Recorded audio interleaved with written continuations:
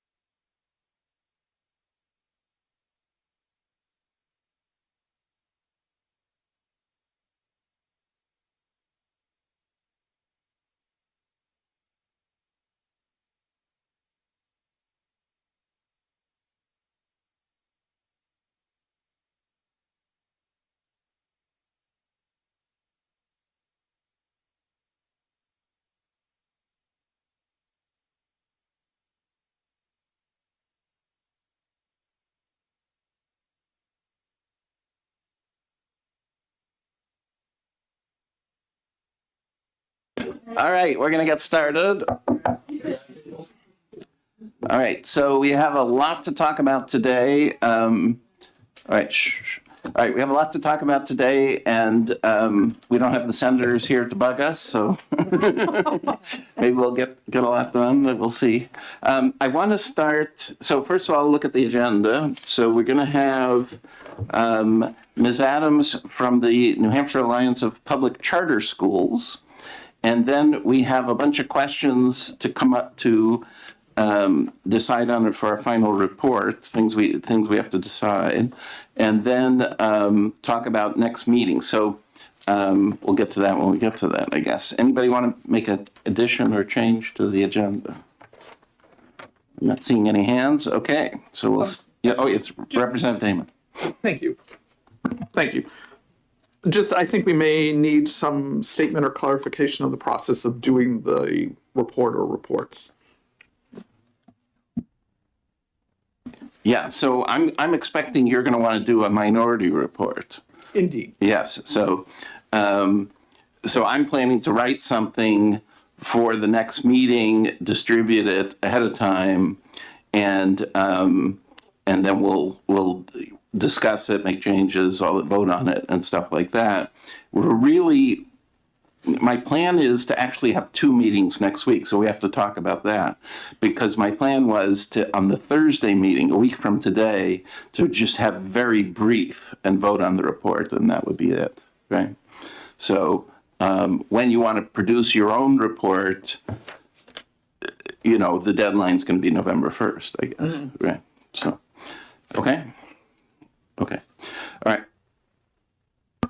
All right, let's invite up here Ms. Adams. Minutes. Oh, minutes, yes. Where's the minutes? Maybe we should vote on the minutes first. Approve minutes. Where are they? I don't see them. They were second in my staff.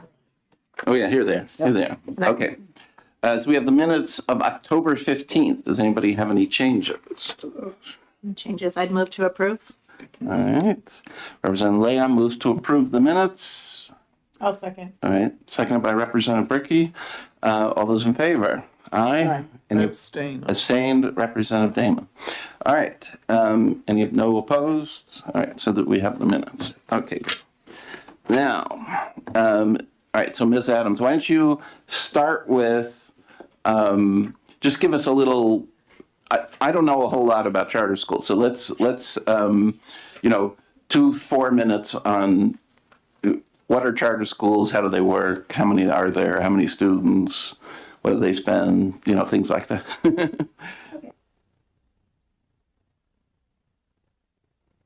please push the red button. There you go. There we go. For the record, I'm Jody Adams. I'm the Executive Director of the New Hampshire Alliance for Public Charter Schools. There are 37 charter schools this year. We do not have the enrollment counts as of this year. Last year, there were 6,034 students in charter schools.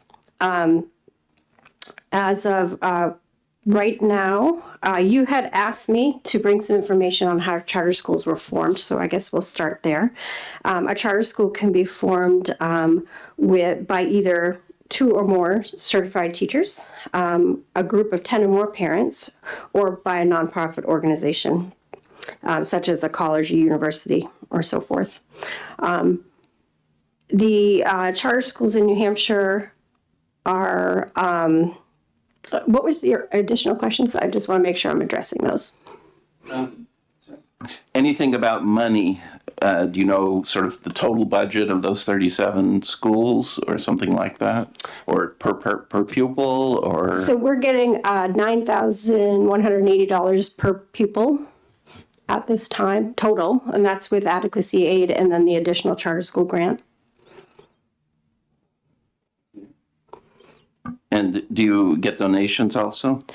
So charter schools are required to fundraise for any additional money, which is challenging.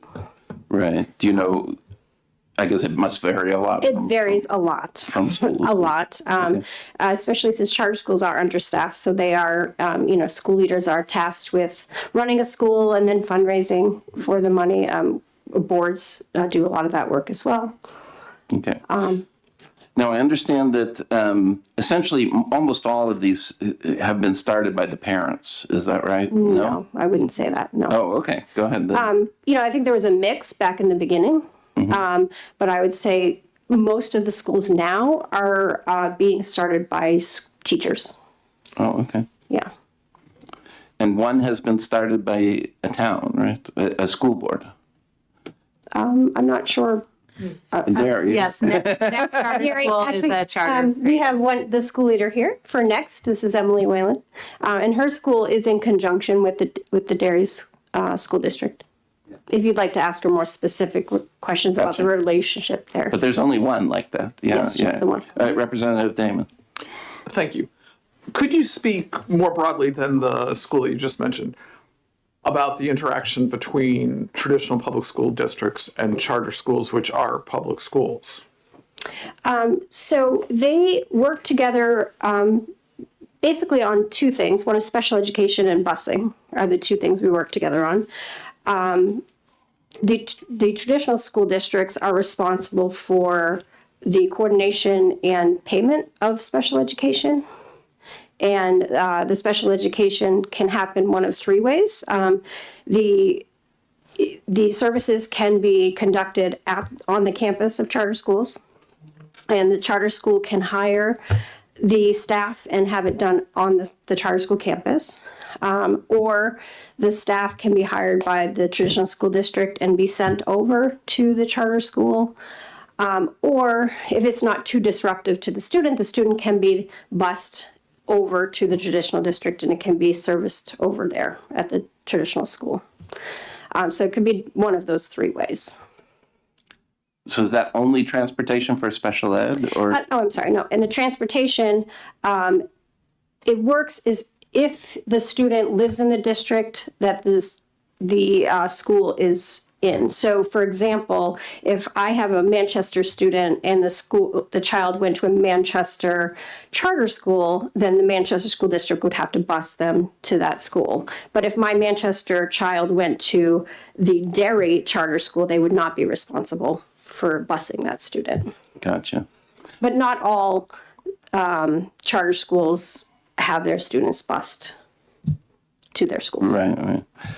Yes, go ahead, Representative Damon. Thank you. I have 2 more questions. So traditional public schools enroll any student in the district, in the geographic district. Are charter schools selective? No, they are open enrollment. So we do have to accept all students, but it's not geographically based. Okay. Go ahead. I actually forgot my second one. That's okay. So Representative Brackey. I'm sorry.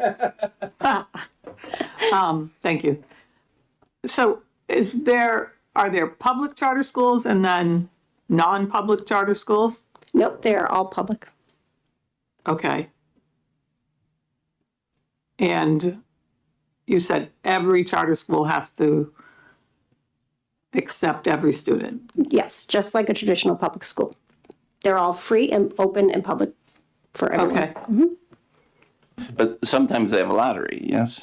Right. Well, they have a Because lottery They have when- more The applicants. lottery is than because of space. a wait list because there's not enough space. I Yes. understand. Okay. Representative Dana? Thanks. Thank you. So, can you tell us a bit about the governance of charter schools and what statutes apply to charter schools perhaps differently from the statutes for traditional public schools? Well, I don't have the statutes here with me at the moment offhand. And I have to say, I was called just yesterday about the meeting. So if there's anything I can't answer, I would be glad to take notes and bring that back to here another time. But each school is governed by their own school board. Is there any correlation with the school board for the public schools in that district? No. And so not I can't speak to Emily's school, who has a coordination with her district. I don't know how that works, but but broadly, no. no. All right, Representative Berkey. So I have two things. In response to Representative Damon, I actually sit on a charter school board, the CSI Charter School, and I am the Merrimack Valley School District representative on the charter school, on the CSI Charter School. CSI Charter School is located in the Merrimack Valley School District. But Are they required to have a school board rep? no, they are not. It's just a relationship that we have. But I did have a question. And the question was, I'm talking about special education. If a special education student, if a parent decides they want their special education student to go to the charter school, does the school district have any say in whether or not that happens? No. It's a parent decision where their child goes. There is a discussion.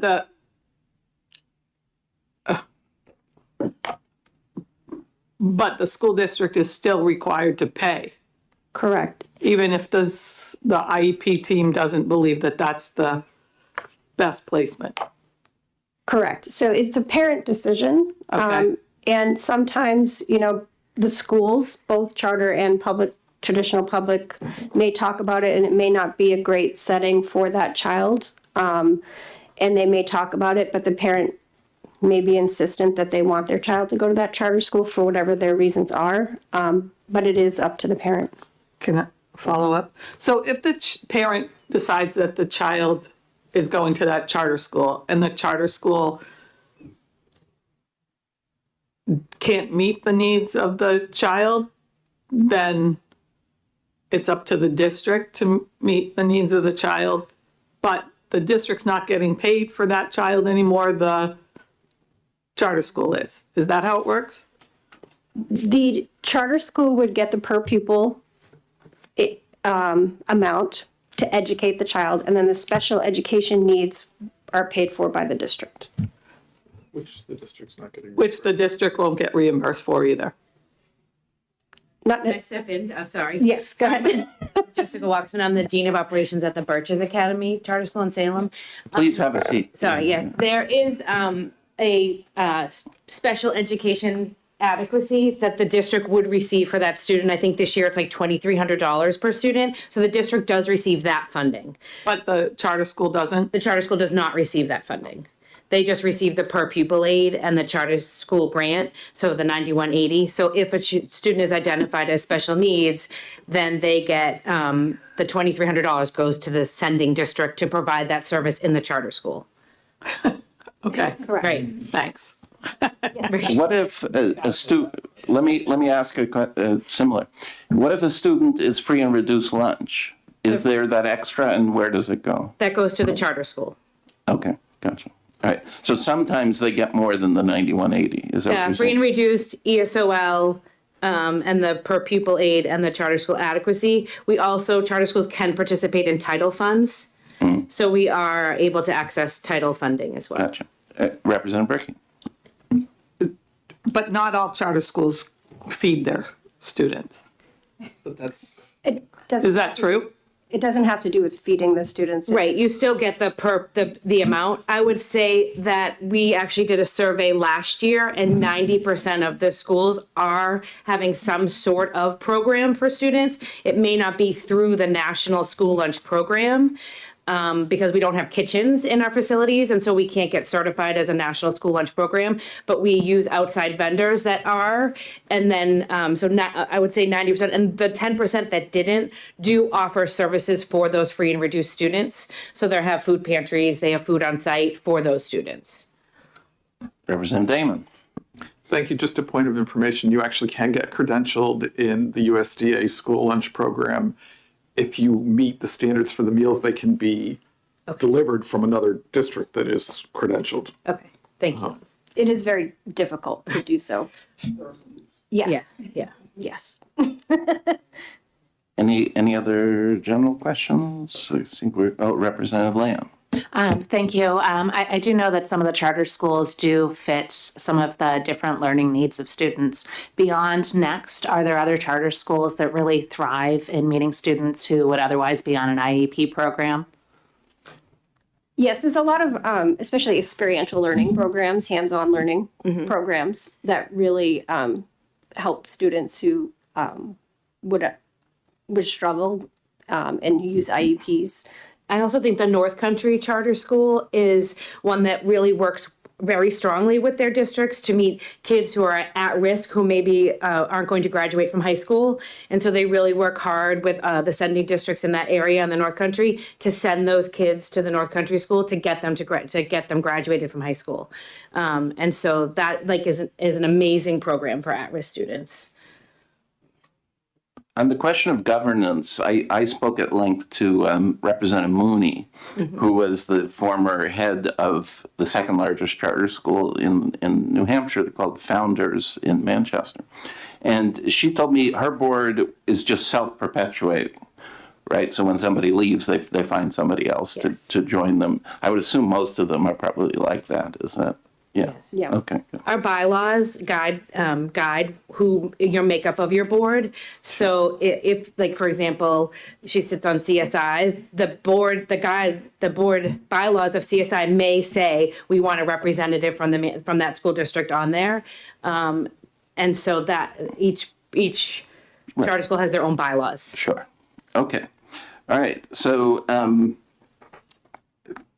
I had heard originally, part of the reason I wanted to talk to you, I had heard originally that part of the reason that charter schools can get away with much less spending was that they didn't have as much regulation as public schools, right?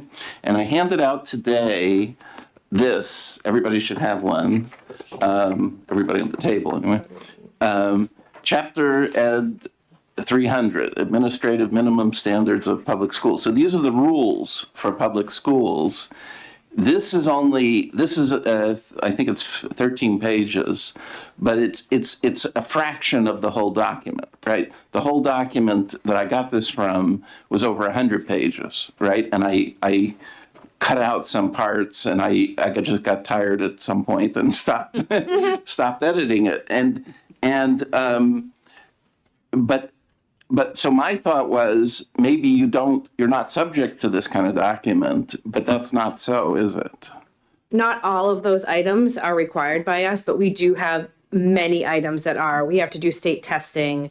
We have to have open enrollment. We have to provide special education services. Like there's a lot of items in there. One, like we don't have to have a school nurse. That is in, I believe, the minutes. Nobody does, as Okay. far as I can Right, tell. so we don't have to do that either. Well, there's a section here somewhere about school nurse, and it's like, if you don't have one, then you must do such and such, right? So, Yeah, we don't even have that. Like it's not even listed anywhere for us. But many of our schools do have nurses, but we are not required to. Okay, so is that because there is separate RSA for charter schools and it says you're not subject to rule number such and such? Or is it because there's a rule for charter schools that says you're not subject to rule such and such? If the rule does not say and public charter schools, then we're not subject to it, is more of the how it works. So sometimes when laws have been introduced in the past, so for example, the dyslexia screening law that passed a couple of years ago, district schools are responsible for providing dyslexia screening. Charter schools are not responsible for providing that, but yet district schools have to come into the charter school and do the dyslexia screening on students that are from that town. So that's another way we work with them. I wouldn't call that special education because it is a separate law outside of special education. But because it didn't specifically list charter schools, we don't have to do the testing, but the districts do. Are you saying that when here it says the school board must do this, that the school board of the charter school is not required? Correct. But there are separate rules for school boards of charter schools that are in the 194, the RSA, that 194, which is the charter school law. There is information in there about what charter school boards must do. Okay, and there must be rules. One of the things That we've come been from trying to that. do, and as you have been creating new laws, is we've been trying to clean up some of the language to make it a little more clear. Whether, does this pertain to just traditional schools? Is this for both? Is it just charter schools? Because some of the language that's coming out of the bills, it is a little confusing. So we get it and we don't know. Does this apply to us? Does it not apply to us? And then there's a lot of back and forth with traditional schools, who's responsible for what. And so now we're trying to work with you as things come out to make sure the language is clear. Okay.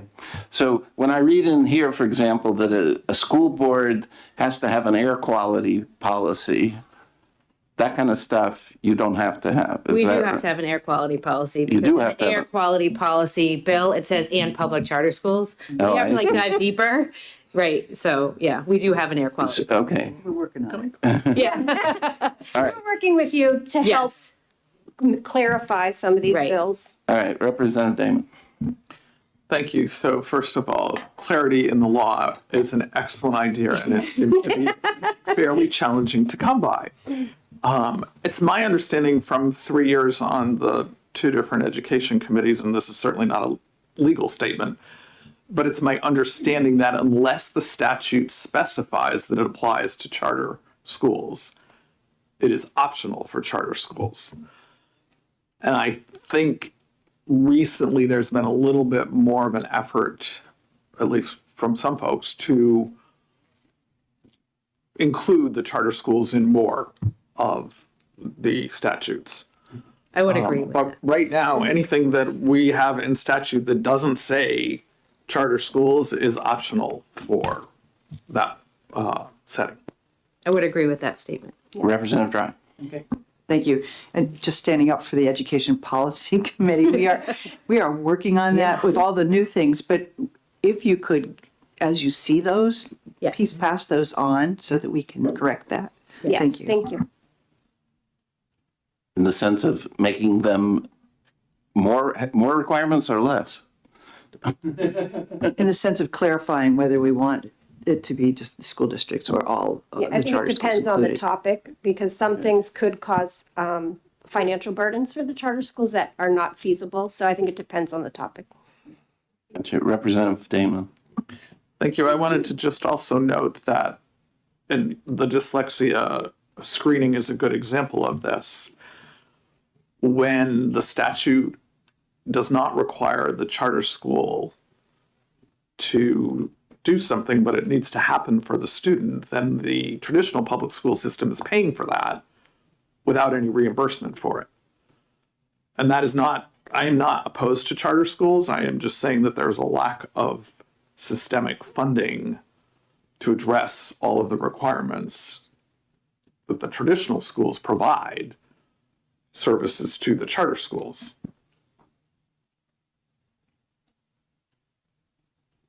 You want to respond or? She's, Oh, okay. No, I mean, No, I mean, I would say that's true, that we, either the staff from the traditional school has to come to our school. They either have to make open times for our students to go to their school for the dyslexia screening, or we provide the service, and some schools bill back to the district because, again, it's costing us money to do it. So that is the case. I think that's the case with a lot of the things that have come up lately, is that there's been a lot of requirements of both traditional schools and charter schools that we have to do now, and there's no additional funding for, but yet you are expected to do certain things. So that is not just about dyslexia. I think there's a lot of things like that that have been coming down. It causes. I guess I don't understand this whole line of thought, because we just heard that the extras that come from special ed go to the public school, no? If a child is identified and needs an IEP, then the traditional school district receives the funding for that student to provide that service, no matter where they're located, whether they're in a charter school, Yeah. in their district, or out of district. Right, and I would assume I don't know what the name is, catastrophic aid is the same way. Yes, we do not have access to catastrophic aid, correct. Right. But dyslexia screening, districts don't receive extra funding for that mandate.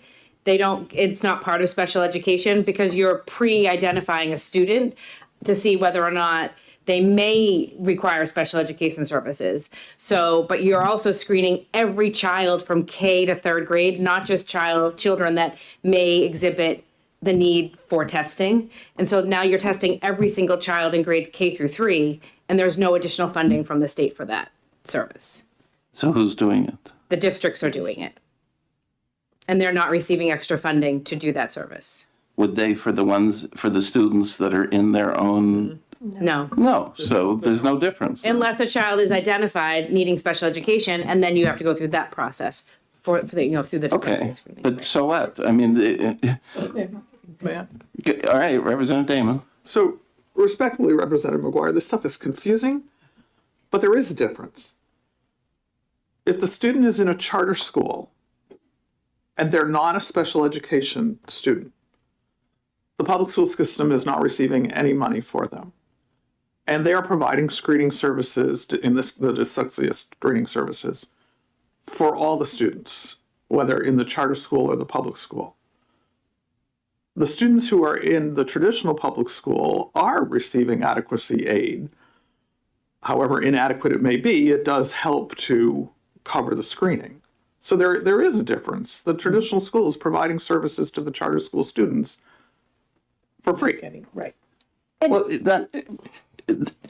they have their own budget. They have their own property tax, right? That's where those things are paid for. No? We don't receive any property tax money from That's the right. local district. We are not, so we don't get access to any of that. And so if the student was in the standard school, they would still do the screening, they would still collect the property tax, they would have the same budget, they would collect the property tax to pay for that, right? I mean, what's the Well, difference? I think where the local district would be upset is that, the charter school may have out-of-town students, so that they would never have been responsible for that, which is where I see Representative Damon's point. It causes animosity between the charter school and the traditional public school because the law mandates it, and then the schools are upset with one another when we don't have no control over it. Okay, so now we're getting into a detail, but what you're saying is, if I have a charter school in Epsom and it has a student from Allenstown, right? It's the Epsom school board that's paying for the dyslexia testing of this student, no? No, Epsom is paying for, Epsom's- it's wherever Epsom. your home school district is, they have to come into the charter school. So I had 17 towns come into my school to do dyslexia screenings. Right? So I had to coordinate all of those people coming in, pulling the kids, doing the screenings, because the districts had to come in and do that screening. Okay. That's a lot. Yeah, but the point is, so this other argument when you were saying they're complaining, right? But they're just doing the testing or the service or the whatever for the student that's theirs, Like- right? I mean, it's I guess it would be their student, yes, in that case, yeah.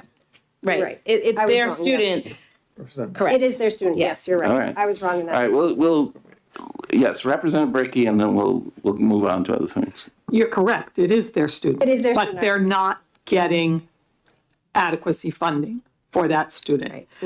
The charter school is getting adequacy They're funding. getting their for that. local property right, tax yeah. dollars, but Right, not. they are getting their local property tax dollars, but they're not getting adequacy money for that student. But that's not my point. So when a charter school applies for their charter, they can ask for certain waivers of rules. Is that true? No. What The- kind of rules? That's, Yeah. The charter school process when you're applying is a very robust process with multiple levels of both state review, peer reviews, lawyers looking at it, the state board of looking at it. I've been a peer reviewer, and there are many changes. We make charters come to us and they have things that are not within the law. And so we do make those changes, and the school is required to make them before the charter is brought to the state board of ed to be approved. Many times they're just small things that were overlooked when it comes to, I don't know, like enrollment, like we're going to accept students from this town over that town. Well, that, unless you have an agreement with the town, that's not something that is in statute. So you can't just say you're going to do that in your charter. I ahead. misunderstood. Thank you. Let's move on to the purpose of the committee, which is SAU consolidation, okay? In my discussions with Representative Mooney, she said that in dealing with IEPs and this kind of, stuff, she had to deal with multiple SAUs. So, however, when I look at the state's website list of SAUs, it lists every charter school as its own SAU, right? So, in what sense is a charter school also an SAU? We're not technically an SAU, but at the same time, I guess we sort of. We're function not as a SAU. local authorized district, so we're not the one that, like in the law, that who provides special education or who provides transportation. We are listed as our own SAUs for the sake of the states being able to do a reporting on us, provide our funding, dispense title funds to us. So we all have to do all of the same state reporting that every SAU has to do. We have to do the DOE 25. Each charter school has to do that. We have to do all of the state enrollment reporting. That's, there's 4 or 5 of those a year that we have to do. We have to, each charter school has to do state testing, just as if every SAU has to. So we have our own SAU number that allows to be able to look at on that dashboard that they created. So it's more of like a reporting, a way for them to do reporting. So that you show up in the reports. Right. Like so that they everybody can else, take us right. out as per school. Because Right, if you right. just put all charter schools in one SAU and you say this is how they did on state testing, it doesn't allow parents to be able to go in and say, but how did the Birches do versus Wyndham Academy? So when they're making these choices about where they want to send their child, they can't see things. Well, make that's it- not quite so. I mean, I can see the Epsom school, even though there's other schools in my SAU. So Right. It would be you- how the state breaks that out. Yeah, And so yeah. for ease of charter schools, that's how they do it. Yeah. If they dumped all 38 of us in one. Okay, It might be but it's not like you have a superintendent and the superintendent does all the things that a standard superintendent. Our school leader is also the superintendent. So they act as the superintendent. They attend the superintendent calls at the state, all the reporting that has to be done. Right now we have A12B, all these staffing and reportings that have to be done. What is our average teacher salary? What is our average teacher education? Our head of school acts as the superintendent of Okay. our district. But get back to, so the point that Representative Moody made to me was, if there were fewer SAUs, because she was coordinating with 10 different SAUs for her students, it might make things easier if it was only 3 or 2 or 1, something like that. Does that sound right to you? I see a nod from your colleague here. You say yes? Right, yeah. Okay. I guess it would depend on, right now, every SAU is different. And so they, for example, with special education, we have to have memorandums of understanding with every district. I have 17 of them, and everyone is different. So those take a lot of time and effort because each district is unique. So, I don't know, like it's a lot of work. So it's not really the number of SAUs that's causing these headaches. It's more the number of districts that, or some of both maybe. Is that? I think it's SAUs because even if I have like Timberlane, for example, has multiple schools within its district, I'm just making my MOU with the district. And they have an out-of-district special education coordinator, and how they handle special education, they may send somebody from that school, or they may have district staff, but there's another SAU that has multiple schools that may do it differently. I see. So it is SAU level, is what we deal with, is the SAU.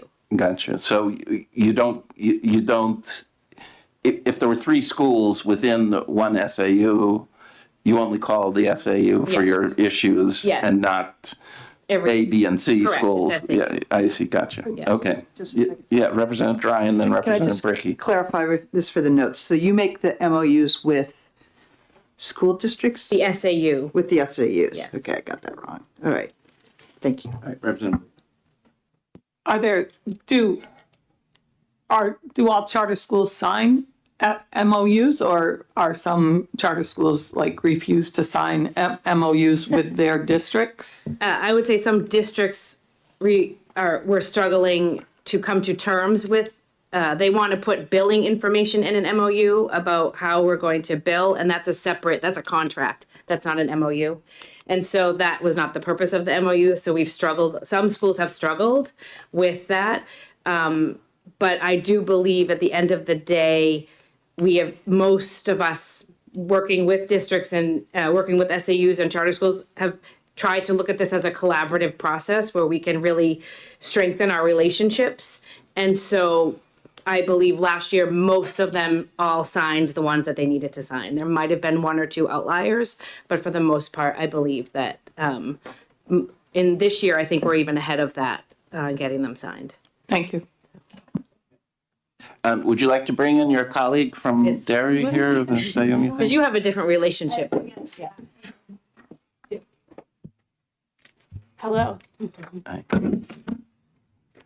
So tell us your name. Yeah, I'm Emily Whalen. I'm the director at Next Charter School. Erica has visited our school, and Representative Leon. Representative Leon, excuse me, pardon me. So I'm here as a board member for the Alliance, but our school also is unique, so I can take questions, I guess, or what do you want to talk about? We want to talk about the relationship between the Yeah. schools and the SAUs, Yeah. right? And would it be an advantage, disadvantage, no difference if there were fewer SAUs, and possibly if the what SAUs did was different. So one thing we're considering is should we take academics away from SAUs and make them strictly business, okay? Versus, and move academics down to school boards and so on. Now, a big open question in that is special ed, right? Is special ed academics or is it business, right? So I don't know. Just let me answer that question. Yeah. The way that I look at things is about collaboration, and I think that our relationship with the district is somewhat unique because Next Charter School was founded through a partnership with the Derry Cooperative School District. But like many other charter schools, I now work with a lot of other districts, and the legwork required to maintain those relationships. And I know on the district side too, sometimes a district is working with multiple other charter schools. And then the language that goes into the MOUs, even regarding how we bill, some districts want to bill 4 times a year, some want to bill once a year. And for charters that have one school leader, it's a lot to manage and maintain all of those different relationships. So having fewer of those, or having a more streamlined process where, working with one district was similar to the next and to the next and to the next, would streamline things. as far as, I mean, is special ed business or that's a big question. I think it is really challenging for charter schools to have, you know, at the end of the day, we're working to serve these students, but each student comes from a different SAU that has a different strategy for how they want to provide those special ed services. And sometimes I think as a charter school, it feels like we have to be everything to everybody. So just streamlining that process would help better serve students, I guess. Let me back up a little bit, and because your school is a little unique, right? So tell us about that. Tell us what your school does and why did Derry create it?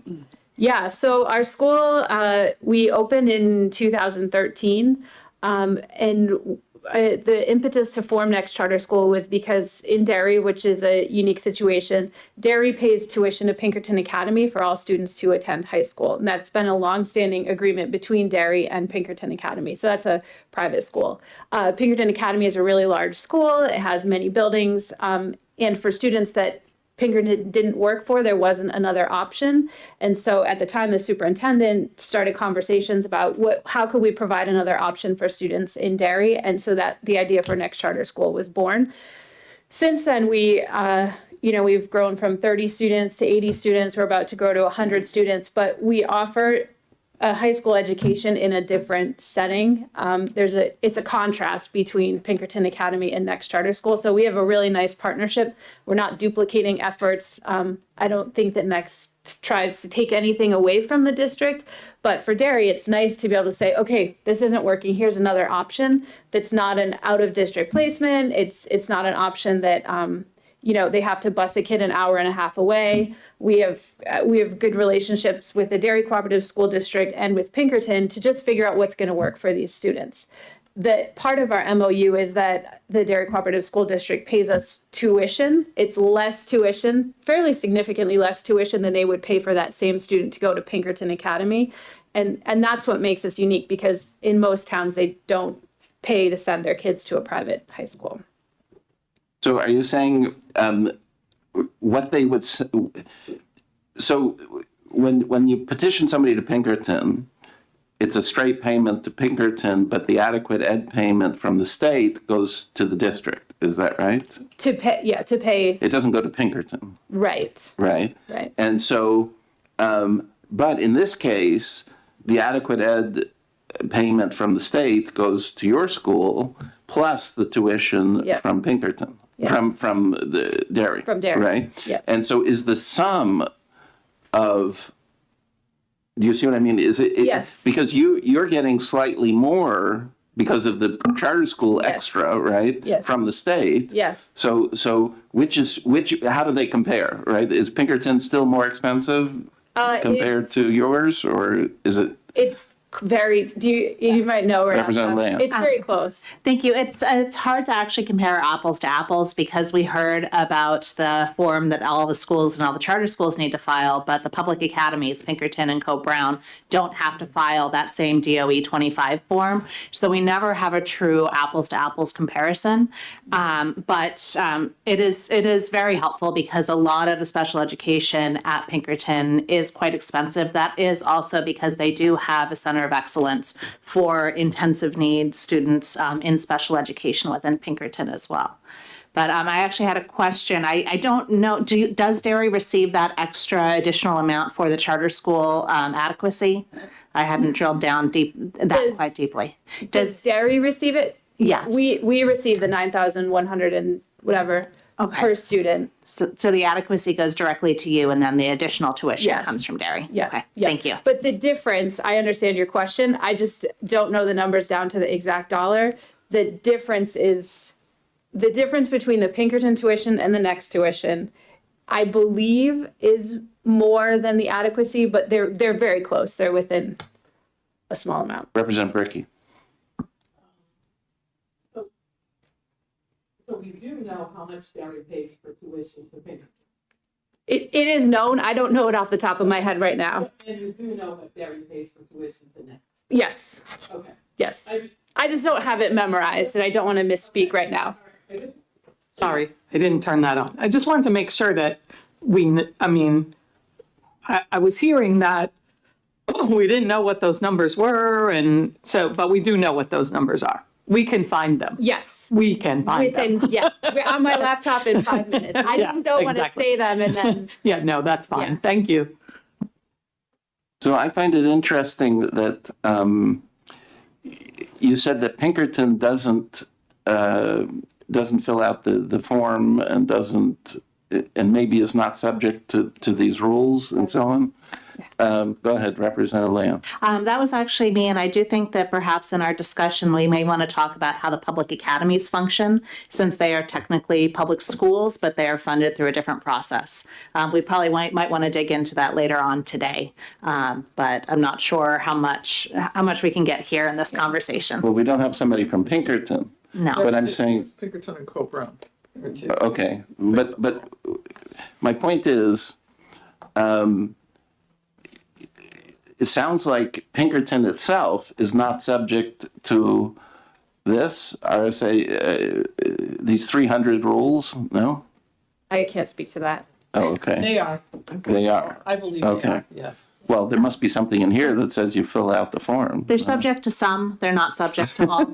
It's the same issue of also having to call out public charter schools and public academies, because if they're not included, it's not always deemed as a requirement on public academies. But my thought is, why wouldn't every public school, if they were subject to less somehow, why wouldn't every public school rename themselves as a public academy, right? And now all of a sudden I don't have to do XYZ, right? I mean, Well, we could do an act of the legislature to form a public academy, just as we did. We granted Pinkerton Academy the nonprofit status not long after Dartmouth College was granted theirs. And it's a similar sort of autonomous vehicle traveling through our state waters. okay, so they're sort of grandfathered in, is that the idea? Yes, we created them over a century ago. I got you. Okay. All right. And is Co-Brown the same or is it different? Yes. Okay, I see. All right. Well, anyways, so that's maybe another thought okay. All right. So anything else regarding your thoughts about SAUs? Let's go back to that. I do know that I've had conversations with at least 2 other SAUs who are very interested in the partnership that we have with Dairy. I think for SAU, with the superintendents I've spoken to, for kids who are unhappy in their schools, they don't have a lot of options, and they want to have conversations. How did this start? How does this work? What is this relationship like? Because even though Dairy pays us tuition, it is a small amount compared to the cost of having a dissatisfied family for a really long time, for sending a kid out of district, for having a kid in your classroom who you're having constant meetings with multiple administrators. To have a place that a kid can go and get a good education and the family is happy and everyone is satisfied for the amount that they would for our tuition amount is something that is desirable to SAU. So I'm very fortunate to have that collaboration with the SAUs, but I definitely think that improving collaboration between SAUs and charters would benefit everybody. And I think it's really challenging to do, but it's something that I would love to see more SAUs and charters work on. Does the SAU for the Dairy School District provide you with any kind of services? We have an MOU with them and we rent space from them. So That would be the school board, the school district, not yeah, the SAU. I don't think Right, any you're right, SAUs own property, so. no, you're correct. Yes. So Okay. do you have a for example? Well, there's a big list of everything that a superintendent does. It provides governance, organizational structure, does recruitment and supervision of staff, curriculum, No. No. So no. compliance. No. Forms, no? No. Okay. Assessments, No, we do all that. We do all that. okay. dispersing federal funds, no, insurance. No, no. Okay, so those are things, that's what a I guess superintendent the does. reason within our MOU, there are certain services that are, for example, since we rent space from Dairy, plowing the parking lot is included within our, that was the type of thing I was going for. But no, I mean, we chat, but there are no services provided by the SAU. So when you say you rent from Dairy, is that, do you pay them or is it, yes? Yes. Or it's not just the tuition is a little less or something, you No, know? we pay rent in end of June every year. We have we're 3 years into a 10-year lease. Okay, Yeah. all right. And I just have to ask, so in what way do you teach students differently than Pinkerton does? Wow. So our mission is focused on providing personalized learning to students who don't thrive in a traditional setting. So that looks a lot of different ways. I mean, primarily we're a competency-based school. So we, instead of having courses, students work on projects, and projects are tied to competencies in multiple areas. In a nutshell, a lot of our kids have been unsuccessful and disengaged in school, and when they can come to school and have more choice about what they're learning, they re-engage with school.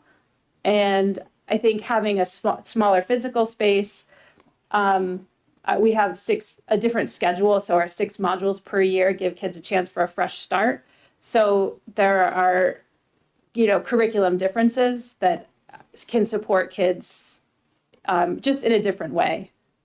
Are there classes in the same sense that, Yeah, we have different words for it. We call them projects. So students enroll in 3 to 5 projects at a time. A project lasts for about 5 weeks. So, for example, a project could be around exploring true crime, but that true crime project could be connected to multiple competencies. So it could be a social study. They could be earning social studies credit for it. They could be earning science credit for looking at forensic techniques. They could be earning English competencies for doing research. So, our curriculum is based around topics, and then we bring the content areas in, as opposed to a more traditional setting where they go to English, which is separate from science. They're in separate buildings. English and science and social studies aren't connected. So each charter has their own focus and their own mission. That ours is to really connect kids back with learning, help them learn to love learning again. and how many kids would be in a given project at a time? Some are very small, 5, that'd be pretty rare. Most are about 15, 13, 15, depends on Okay. the project. So similar to normal class sizes and Yeah, maybe a little less, is that? Yes. Okay. And does each project meet every day or not? typically for a 5-week period. Gotcha. So we're in our module 2 right now, so these kids will be in projects right now until November 21st, and then they have all new projects. Okay.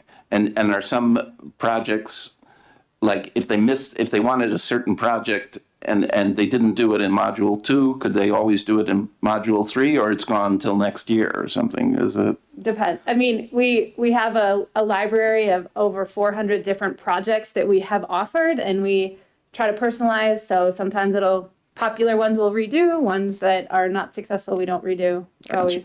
Which I guess, it speaks to backing up a little bit. My first experience with a charter school was in New York State. And it was actually in New York City. It was a failing public school that was taken apart and put back together as 4 different charter schools with the goal of experimenting to figure out what works for kids so that could be fed back into the traditional public schools. And I think that really aligns with what we do at our school. Is we're small, so we can try stuff out. And then when it works, we can pass it along back to the SAUs without experimenting with all these, these large districts. So Right. that Representative Brickey. Yeah, sorry. Next just has high school students. Correct. How is your school staffed? How are other charter schools staffed? I'm not sure what you mean by how. Like who works there, or how do we find the staff? Both. Who first? Andy, no, Yeah. No, Yeah. don't name them off. I know. I know. So charter schools have a requirement that at least 50% of their staff are certified.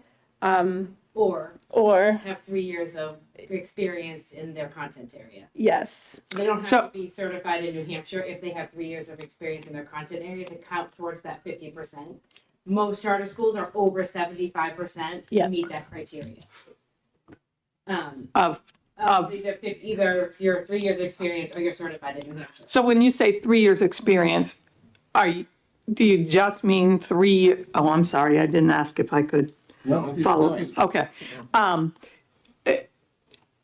Are you just talking about like those teachers that are certified those teachers that would have been certified in another state, or? No. Well, how would you get 3 years teaching experience? It's in your content area. So, for example, I have a science teacher who was a physicist for 10 years, who then has came and worked for us as our science teacher, has since gone on and become certified in New Hampshire. But for those first couple of years, because she had been a physicist and she was teaching science, she met the requirement of 3 years in her content area. Gotcha. And how do you, CSI Charter School? Yeah. By the way, CSI stands for Competency, Skills, and Interests, just for those people who didn't know were worried that it was some sort of forensic science. Worried, do have- excited. We do have forensic science, but it's not the main focus of the school. We, just because of where we are located, I think that every single staff person is a retired Merrimack Valley School District teacher. Some of them still certified, some of them not. So I guess that is how it works. So we're really lucky to get those people. They're clamoring to come to CSI after MV. And so how do you then find people to work there? It's not easy. Yeah. We struggle because of our funding. Most schools do not purchase. Sorry, I'll come up closer. We're on the mic, we're on Sure. video, so Yeah. you might as well. Okay. Yeah. Bring I a would- chair. I would say that because of our funding, most of our schools do not participate in the New Hampshire State Retirement System. And so our benefits are not as strong as traditional districts. And in addition, our salaries are not as high. So, most of the people that come to work at our schools are really passionate about making changes in education or, that type of thing. And so, but it is a struggle every year to staff. Are they full-time, part-time? How do you A mix. staff? Yeah, a mix. Yeah, like my gym teacher is 3/4. My I have a full-time art teacher and a half-time art teacher. I have a 3/4 music teacher and a full-time music teacher. So we just as a traditional school does, it depends on need of class schedules and what have you. The Birches just hit 50 employees this year, which is absolutely staggering to me from 12 years ago when we had 12 employees. And how many students? 80? No, the Birches started at 88 students. We now have 340 Okay. and a wait list of 160. Oh, I'm sorry, that was next, is that 80? Yeah. Sorry. So we have a wait list. We don't have the physical space. And our charter dictates how many students we can have, our agreement with the state board, and ours is 350. So our charter is our agreement with the state to how we run our school. And in there, you have an enrollment cap I see. so that they can plan for funding. So our enrollment cap is 350. We can go to the state board and ask for an increase. They could say no, they could say yes. I see. Do you rent space or do you? The Birches was fortunate enough last year to purchase our building that we've been in for since 2012. Our landlord was looking to sell, and we were able to purchase it through much, like all that fundraising that she talked about. We fundraise hard at the Birches. And Last it's year big we enough raised- for 350 or whatever the number you currently have? Yeah, well, I think that our average cost per student, if I'm thinking of the last DOE 25, was just over $12,000 per student. So we get 9180. The rest comes from fundraising. Gotcha. I'd say facilities is our number one challenge at our schools. Yeah. And We were able to take advantage of the tax exempt bond process through HEFA, but that also came with an enormous cost. But it will help us, when you look at the numbers, it helps us in the long run, but we had to upfront a lot of that money. Gotcha. Okay. Other questions from the committee? No? Thank you very much. Okay. Thank you. All right. So let's move on to the next item. Does anybody want a break or do you want to? Go for it. Okay, yeah, so let's have a bio break and come back at 10:35. Okay.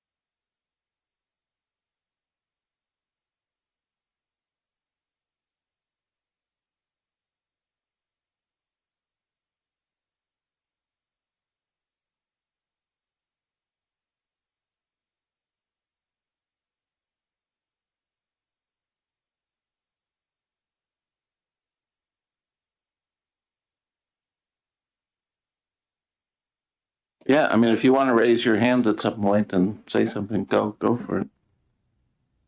All right, looks like we're all back. All right. So let's move on to our, I just want to say, by the way, about what we've been talking about, just to finish up.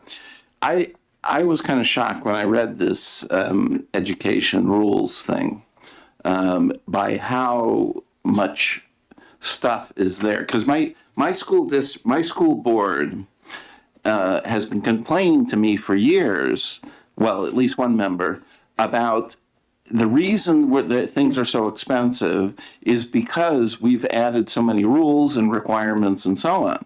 So I say to him, okay, tell me RSA 123 to get rid of, right? And there never is a response, right?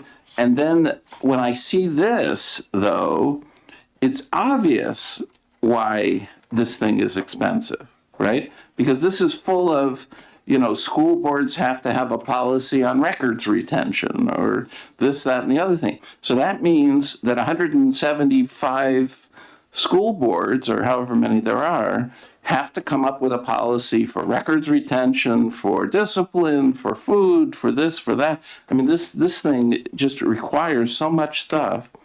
And so rather than we just have an RSA which says, keep all electronic records forever and keep every other record, 5 years beyond graduation or something like that. And, does it really make sense for school boards? I mean, you could say, well, now we have local control, right? Because every school board can have a policy on air quality. Well, I mean, you can get too much on this kind of stuff, and it's expensive. All right. That's my rant. Okay, let's go on to discussion questions. So I made this little handout here of things to talk about because it'd be the general focus of the final report. And the first, they're basically two kinds of things. If you look at our Senate Bill, whatever it was, 57. Yeah. So there are kind of two separate things. One is what's the function, not just of SAUs, but the function of all the different pieces, right? The function of the school board, the function of the SAU, the function of the principal, and so on. And that's one group. And then the other is the number of SAUs, the structure of them, right? So those are somewhat separate things, right? I mean, we could say, we could change the functionality without changing the number or vice versa, right? So let's talk about, I put the function one first, because I actually think that's the more important of the two. And that is, and that was the subject of Mr. Powers' handout. So I have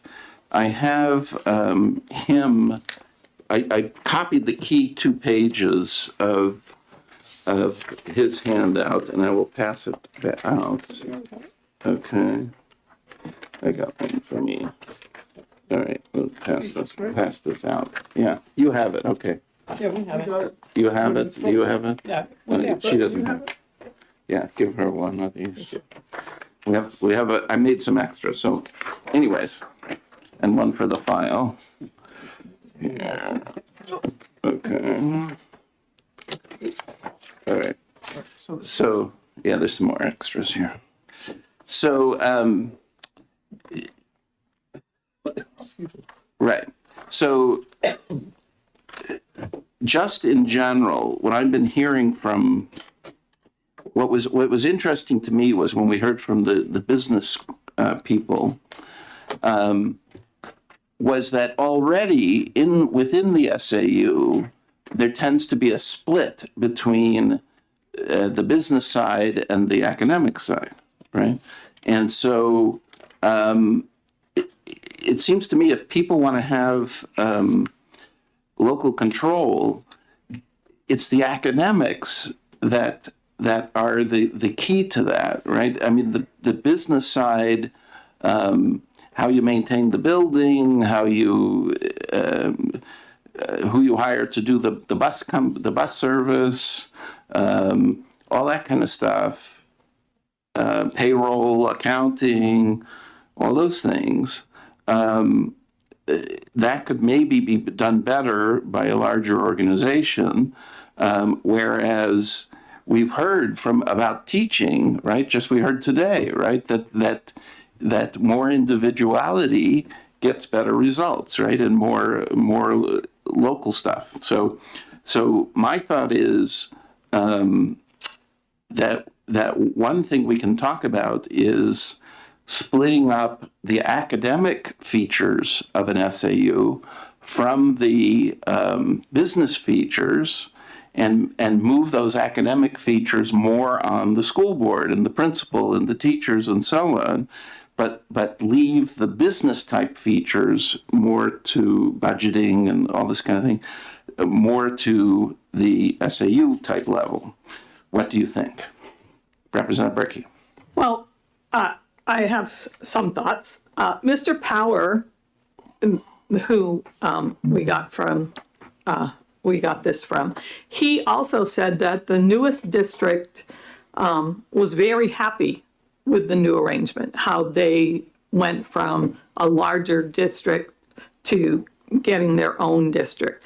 They left that district because they didn't get the representation of the superintendent that they wanted from the bigger district. So if we went to all bigger district, how would consolidating then, isn't that going to bring them back to where they were before, where they were unhappy? And is that going to make more districts unhappy? I don't believe that we can separate academics from business. I think that it's all about educating children. And so I don't know. I have a lot of thoughts on asking principals to take on the role of the superintendent, how our district's going to pay for, if we consolidate, how our district's going to then pay for the superintendent's salary. How are we going to do it by student? Are we going to do it by geographical area? Smaller districts have been leaving larger districts because they aren't getting the services. I have a bunch of things in here. Sorry. All right, Representative Leah. Thank you. I think that we need to look at whether this is just an evolution of the way that the size of the SIUs has been ebbing and flowing, or if this is a true reimagining about how we separate out the different responsibilities around educating our students, how we pay for it, how we manage it.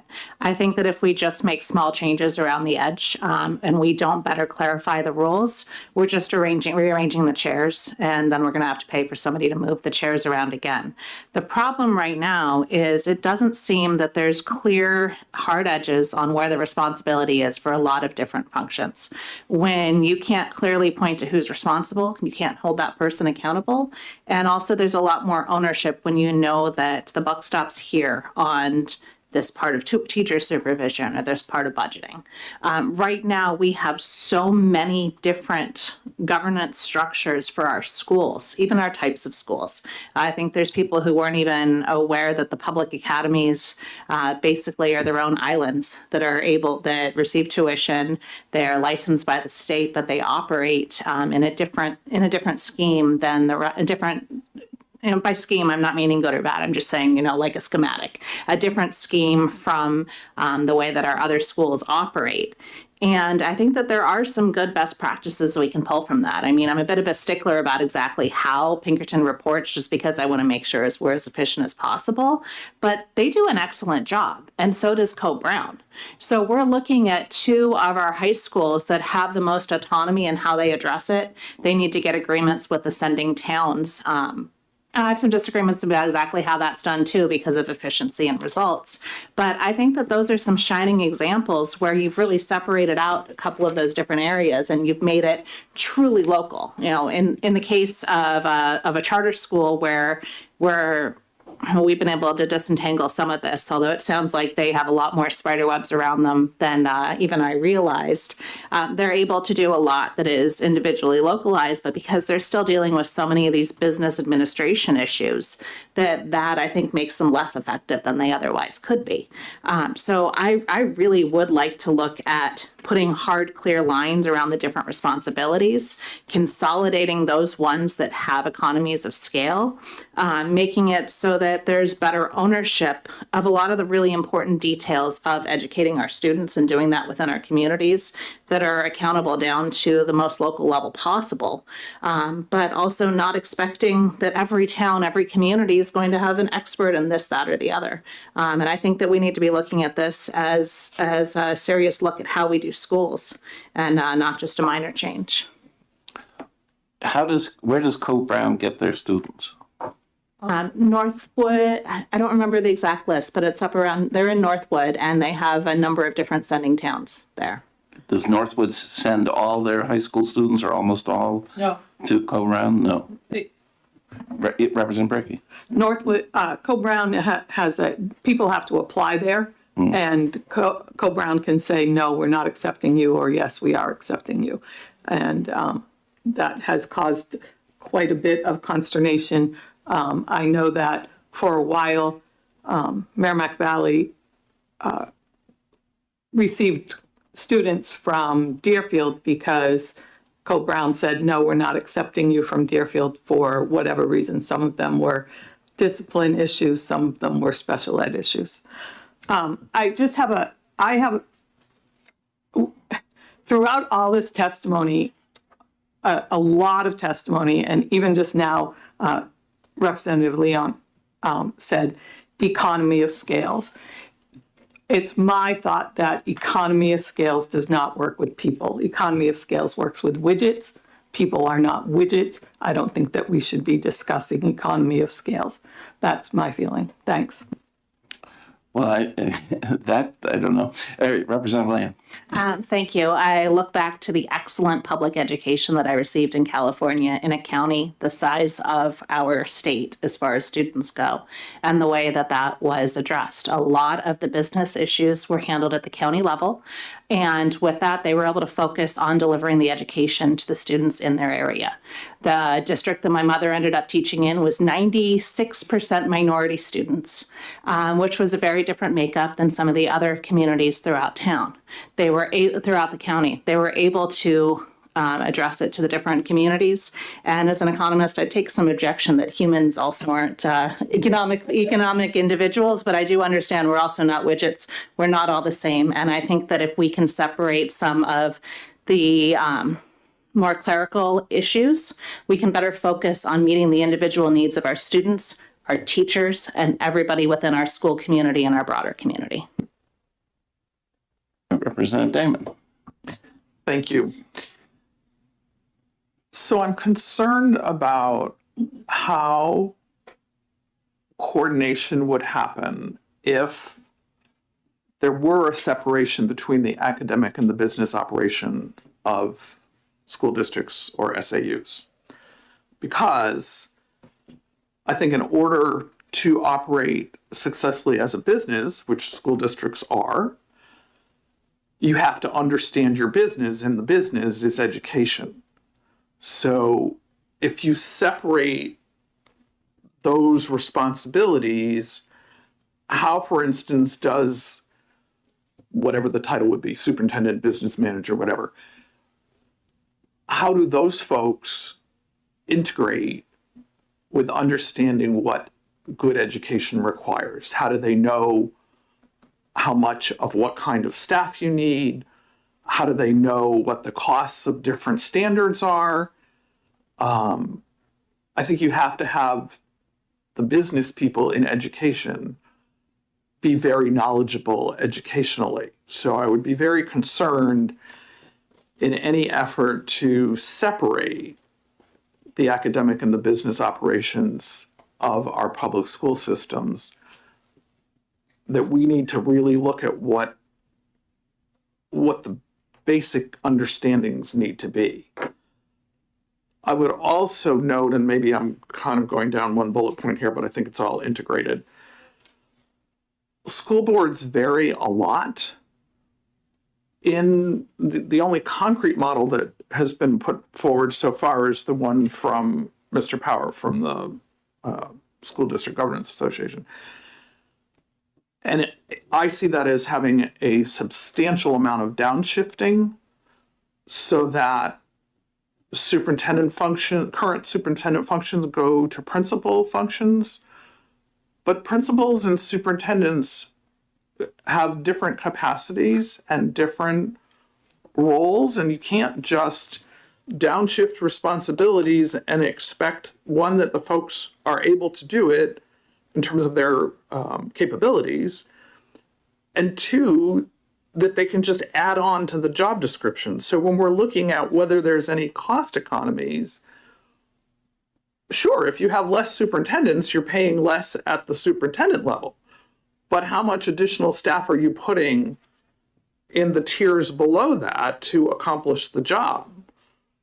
Unless we're saying change what is done, we can't say we're saving money. We haven't shown that we would be saving money just by restructuring. Well, some of these SAUs are very, very tiny, right? I mean, they're That is true. you know, they're small districts that have their own superintendent. And so therefore, I mean, the idea is that superintendent has to do everything on the list, right? And so they could still have, if we move the academics to that school district, they could still have, if they wanted, an academic superintendent who would have less to do, right? And have many of those items that are currently on their plate move, you know, grants and transportation, all these kind of things, moved to a higher level. And I tend to think that somebody who specializes, I mean, that's the whole point of what gives you economies of scale is specialization, right? So somebody who specializes in grant writing should be able to do a better, more efficient job of it than somebody who's a grant writer a quarter of the time or something like that. Representative Bricky. Sorry.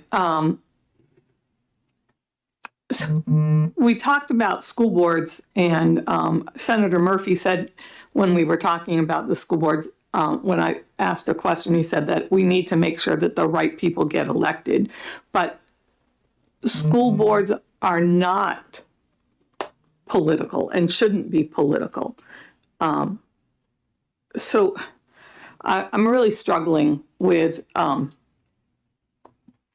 as a school board member, as a former educator, as a former district administrator, I'm really struggling with how we would turn over the things that I did as a district administrator to the people on my school board. And we have received quite a bit of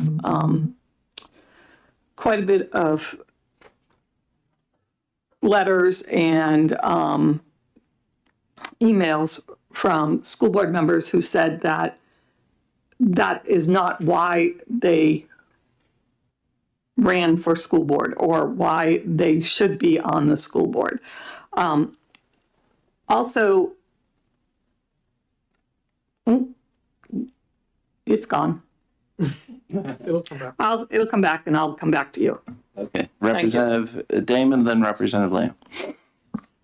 So two further things come to mind.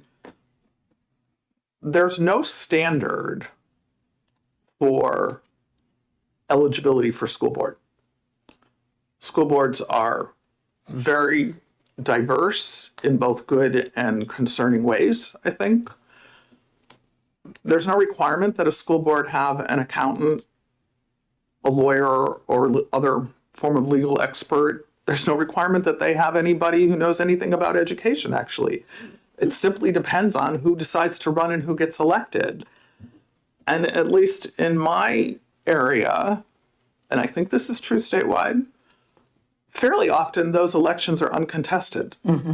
So the people who step up to run are the people who get elected, whatever their values may be, whatever their intent may be. if we increase the responsibility of school boards without any standards for who is serving in those roles, I would be very concerned about their capacity to do many of the things that in this plan are downshifted to the school board. So that's concerning to me. And the other piece I wanted to note earlier in this discussion, it was stated, hopefully I'm paraphrasing this accurately, that we don't have good definition of the roles and responsibilities now. But we do have. 194C4 superintendent services is, a fairly specific delineation of roles, and that is true of other roles as well. So I don't think it's actually true that we don't know who does what or who's supposed to do what. Certainly agree that we need to know who does what in order to have oversight and accountability.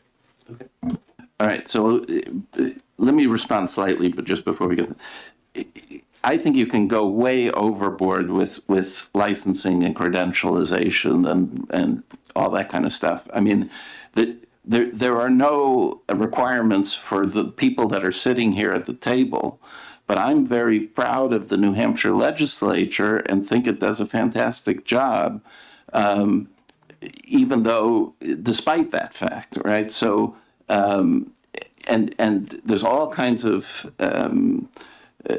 studies, experience, et cetera, that tell you that the main thing licensing does is add cost.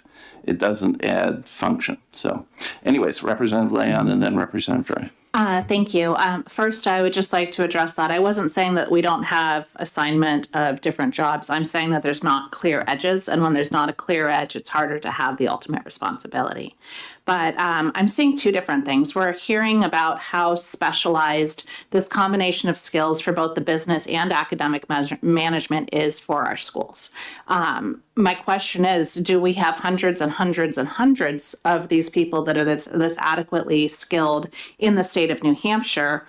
Or is this something where if we were to rely on a smaller group of those people who best excel at combining both business and academics, or at least business with a mind to academics, would we have better outcomes for our students and our taxpayers?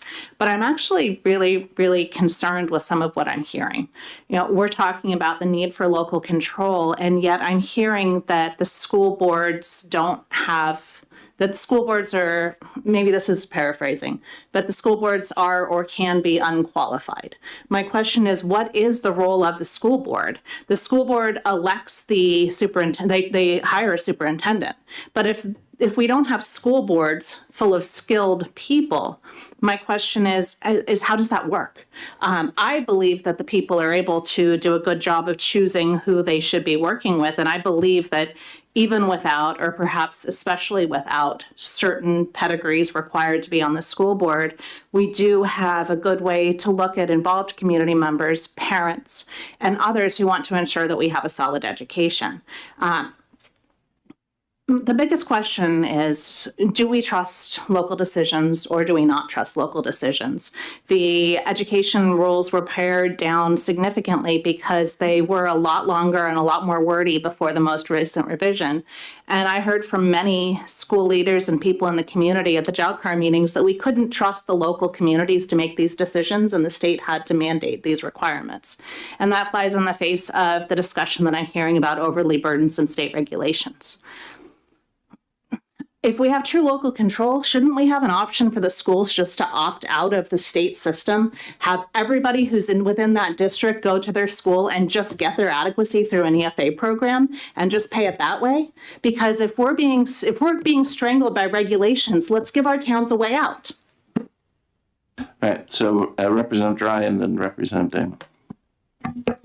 Thank you. I went through the color-coded sheet and came up with a lot of thoughts on, what needs to be defined more, because there seemed to be so much overlap from what the superintendent services are with the other things. And I'm having a hard time finding anything besides superintendent duties in statute. There's a little bit about school boards referred to. There's nothing about principals. having looked at the, Most of that stuff is in rules. that's what I not mean, in- it's yeah. not statute. It's not in okay? statute, and I agree with you that that's an issue. And putting the three of them side by side, it might be an interesting exercise to see where the overlap is. Almost kind of applying the color code to these three things, because I haven't seen that done. That might help me put some edges. Yeah, I plan to move this discussion to this piece of paper in a moment. Okay, Representative Damon and then Representative Bricky. Thank you. So I just want to be very clear that I think there are hundreds of diligent, informed, capable school board members throughout the state. In no way am I throwing all the school boards under the pun intended bus. However, having the capacity to evaluate qualified superintendent candidates and hire a district leader who has educational and business expertise so that that individual can then fulfill those roles and responsibilities is very different from being a board member tasked with fulfilling those responsibilities. So that was the second thing on my list that I was going to say. Thank you, Representative Damon. The first thing is, for a number of weeks, I asked for information about other states that have not been successful at doing this. The one that comes to mind, and we haven't received any of that information yet, but one of the states that comes to mind would be our neighbor, Vermont, who tried this or something along these lines anyway, and were not very successful. I think that we probably should look at what sorts of things they did and why we probably should not be following those same lines. Representative Dry. Thank you. I had a bird's eye view from my house of Vermont while they did a lot of this consolidation. And I think one of the problems, and this is something we would probably want to address here, is you can't just consolidate by geography. You need to kind of balance things out. I noticed that in our case in Plainfield, in the SAU, the smallest town left the SAU because felt unequal. And likewise, like small towns in large collaborations feel that way, and that's why some of them leave. And I think we need to balance things. People need to come, school districts and towns need to come to this, any kind of consolidation, feeling like they're equals, not that they're already outnumbered by the time, the consolidation comes through. I really think Vermont did this a little too quickly, and I think they didn't consider what they were consolidating. There's a lot of history in areas, and not necessarily because you're geographically close will you accommodate each other. Representative Damon. I respect Representative Dry's remarks and also had a bird's eye view across the river. And I think the caution of proceeding very deliberately and looking very thoroughly at, like, it's very easy to say countywide division because we already have maps of counties and we know what they look like.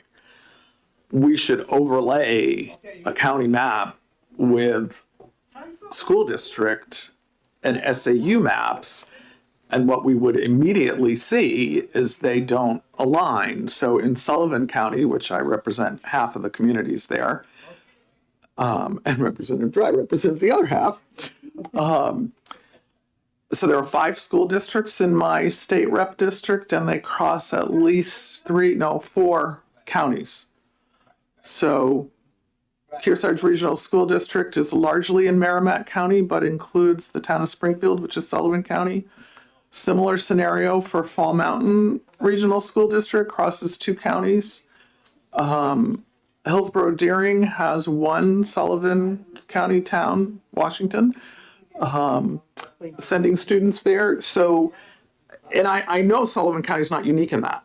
So we can't just say I don't think we can just say county structure, and I think that's way too big to maintain any sense of local connection and control.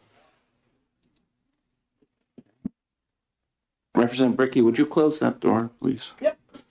So I'm going to hand out, I want to move to a little more detail, okay? So I'm going to hand out, this is proposed legislation that Mr. Power sent me. Representative Weinstein had a question. Oh, did you? I didn't see your hand. I'm sorry. Go ahead, Representative Weinstein. It's just a comment about local control. So I represent Newmarket, which is a single district, single school district. And when we meet for our deliberative session every year, we really aren't talking about academics, right? We're talking about all those other functions when we talk about local control. We're talking about bus contracts and food service contracts and the cost of healthcare. I don't know how you can separate the academics from the cost of providing education in our communities when most people are looking at their tax bill. Those are the things that they're really examining. They're not, the school board, is looking at how we deliver education. But when it comes to local control, we're really talking about our property taxes. And so I just think that's something that we need to consider. All right, let me ask you about more detail about that. Sure. So, for example, we have the state has the Department of Administrative Services. They deal with health insurance, the retirement system, accounting, et cetera, purchasing, and so on for the state. So the Department of Transportation doesn't have anybody doing health insurance, right? They have a few HR people, but they're not negotiating with insurance companies or anything like that, right? And so, and I tend to think that that's a little more efficient because the state becomes a lot larger. They can get a better deal from insurance companies and so on. We have a common retirement system throughout the state, right?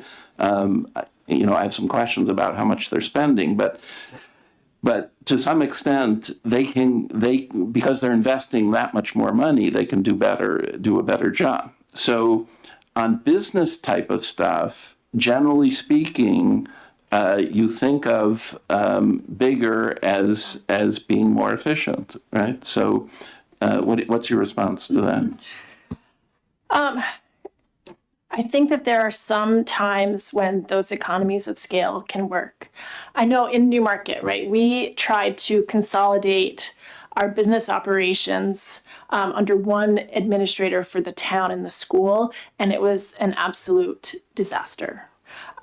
Maybe not absolute disaster. I might be exaggerating a little bit, but it didn't work. And it was maybe after a year or a year and a half that we dissolved that relationship because things were so different when you're looking at police contracts and teacher contracts and paraprofessional contracts and grants and and the way the town administration and town business practices work versus the way at school the way things are funded.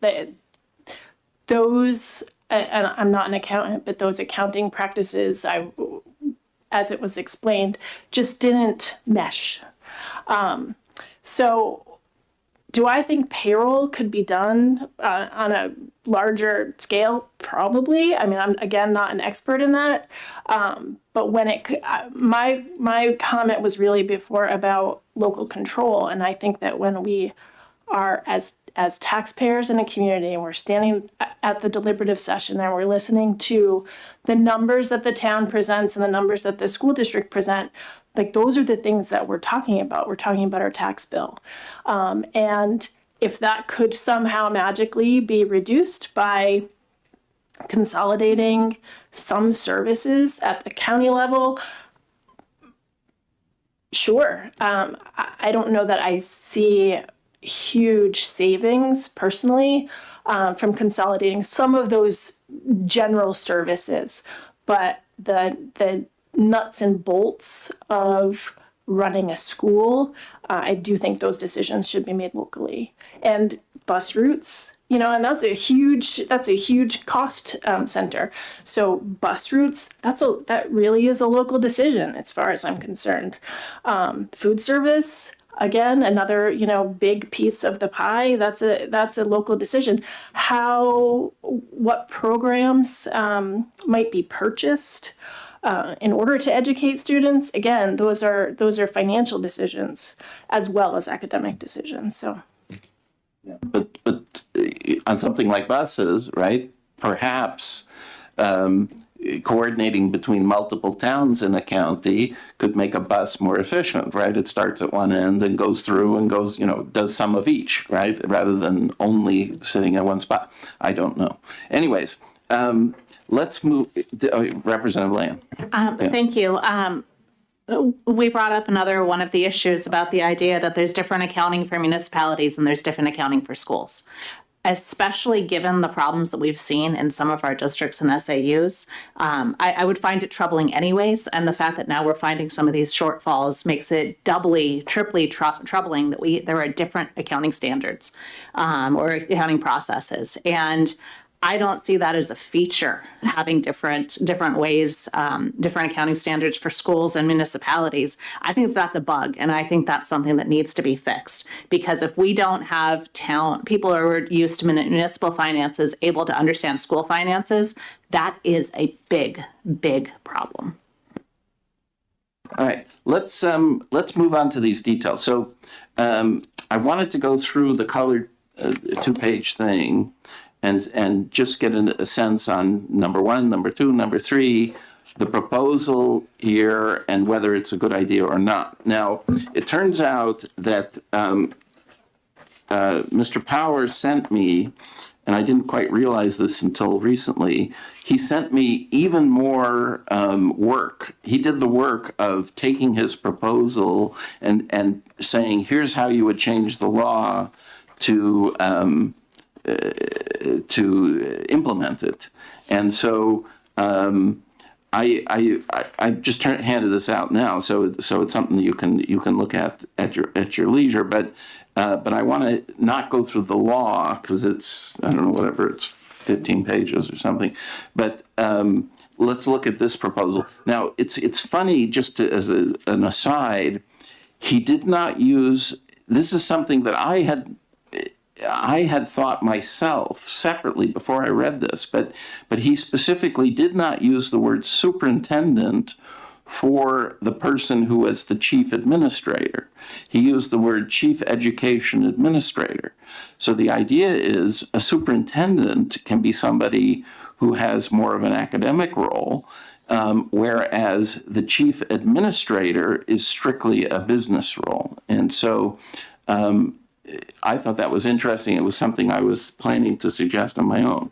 Anyways, why don't we just start with number one here?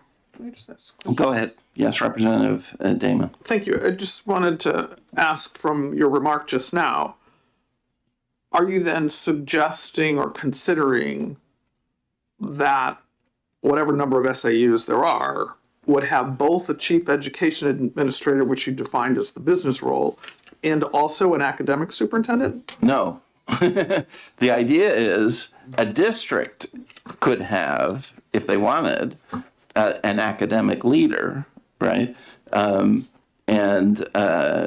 especially the bigger districts, right, might want to do that. Somebody who's more the academic leader for the district, if they have multiple schools, whereas the principal would be the principal of a given school. Okay. Anyways, so let's go on number one here. So number one, the first thing is an educational mission, which indicates how the interests of the pupils will be served under the administrative structure. So this he puts under school boards and principals. Now, personally, I'm not big on mission statements and all that kind of thing. I suppose you kind of people do them, but how it translates into reality, I don't know. To me, this is not a big deal, but the point is, presumably, the mission of the school is so that kids learn things, right? So, I don't know. To me, it doesn't matter, this one, so much. Whether this is at a high level like the superintendent. I mean, the superintendent creating a mission versus the school board creating a mission. I don't know. I believe in rules, school boards already do mission statements. Let me look here.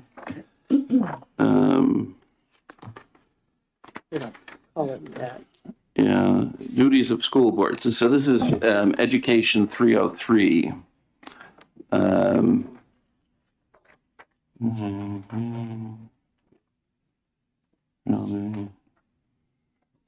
Transportation, budget. Educational goals, which is defining educational goals, that's sort of the mission. Yeah, goals. All right, policy.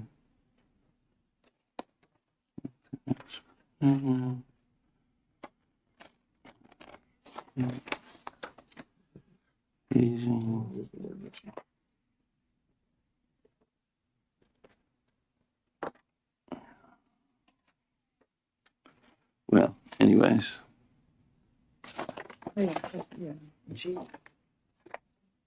Right, without using the word mission, doesn't G G. essentially address that? Yeah. Where are we talking about? This is 303. Under the school board. 303G. During the educational goals. Yep, yeah, exactly.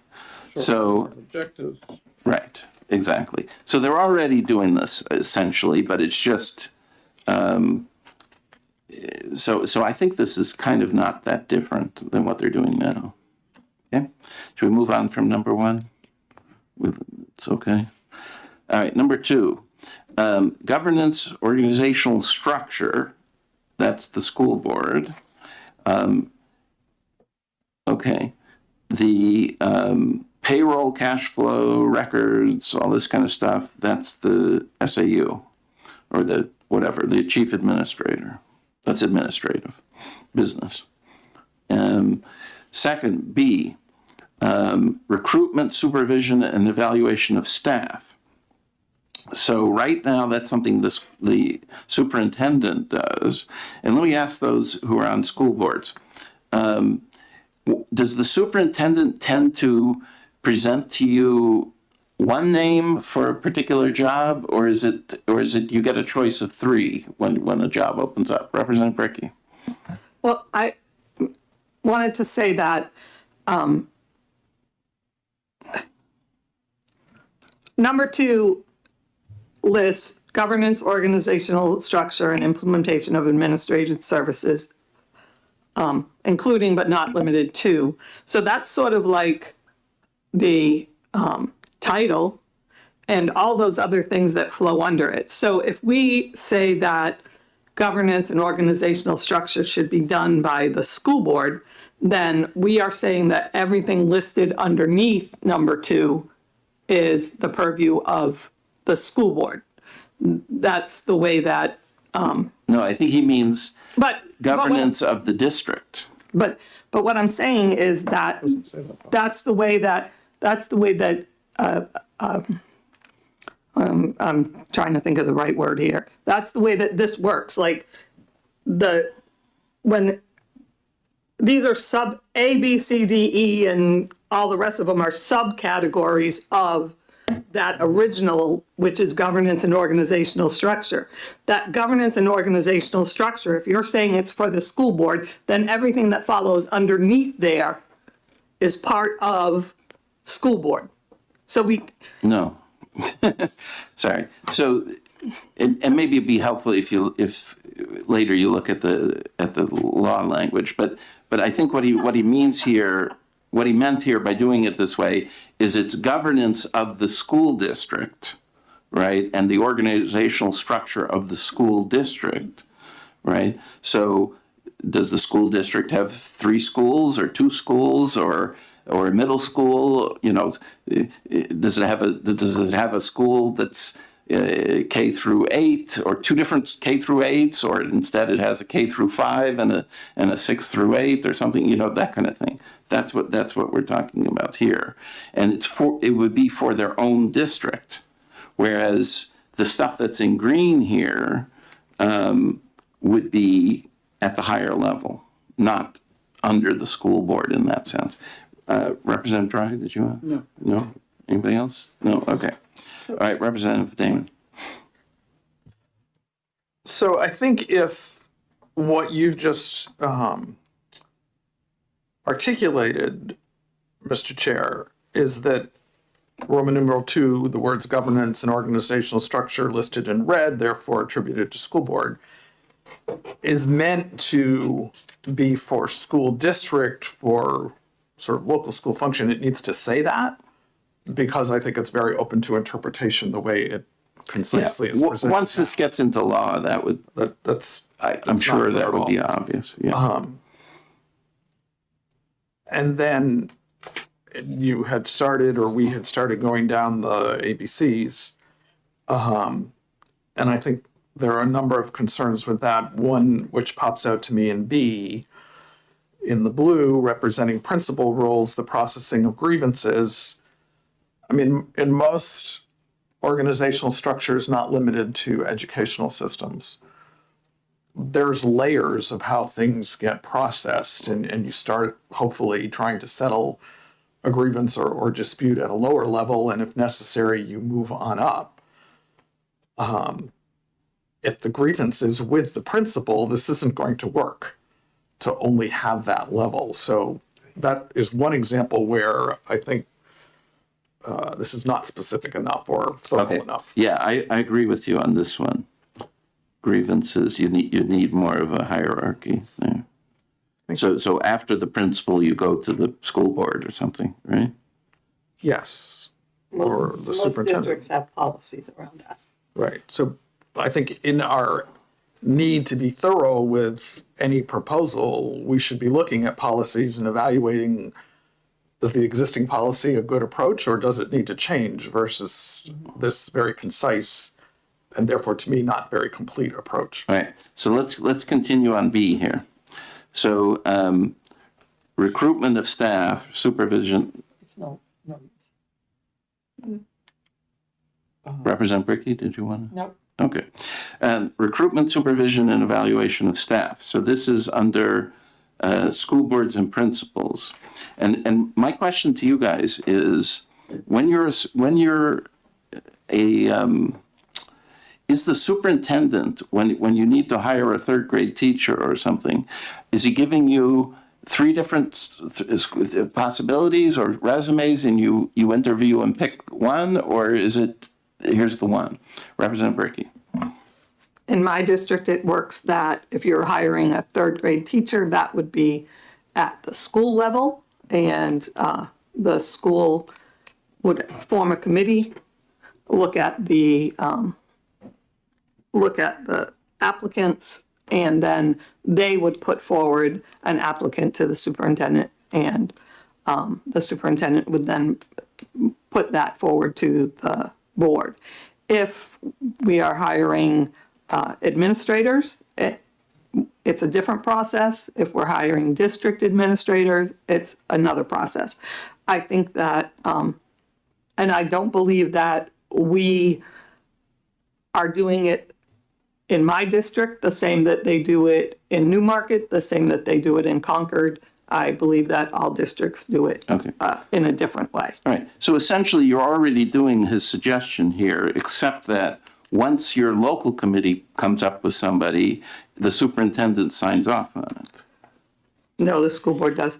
I think that the big problem with this, these purple, is the supervision and evaluation of staff. If we were leaving that up to school boards, we heard from a number of school board members that said that that is not something that, as lay people, they should be tasked with. Mm-hmm. Okay. Representative Dry? Okay, so here's where we have a problem, I think, in listing things but not defining them really well. when you have recruitment, supervision, and evaluation of staff, is the superintendent in charge of all the staff at the SAU, all the staff in the entire district? If you look at the rules, it says that they will nominate, and the superintendent will nominate all certified staff and appoint other employees in accordance with state law. But the one for the school board says that they'll adopt policies and may delegate authority to the superintendents of schools to carry out the provisions of the policies. And then in the principles, it says the principals shall evaluate and make recommendations to the superintendent concerning that. So I'm just Yeah. thinking, If you're saying to me that the ed rules are not written very well, well, that's a good sum, maybe? Okay, and have inconsistencies, I'm with you on that one. thank you. But let's pretend that this piece of paper in front of us would be the new law that creates such rules, right? The rules would follow the law, which is the way it usually works. So, Can I follow up on that? yeah, go ahead. Then if you ask, I think the man on the street, which I did, talking to the guy at the breakfast table, and said, who do you think does staff hiring at the school? He said, principal. Okay, right. So I think practice is more or less what this purple thing is. Yes, Representative Dame. So I'm concerned about if principals are responsible for recruitment, supervision, and evaluation of staff, then at least in the current organizational structures of many districts, there are staff who in the hierarchy would be above the principals, like the director of student services or special education coordinator. You wouldn't usually be the person hiring your Right. person in the line of Well, command that's above why you? the purple is both, right? There's going to be some of each, right? Purple is school boards and principals. So presumably, if it's somebody who works for the principal, they would start the requirement. So first of all, one thing currently in law is, and actually in the Constitution, says that school boards hire teachers, right? And so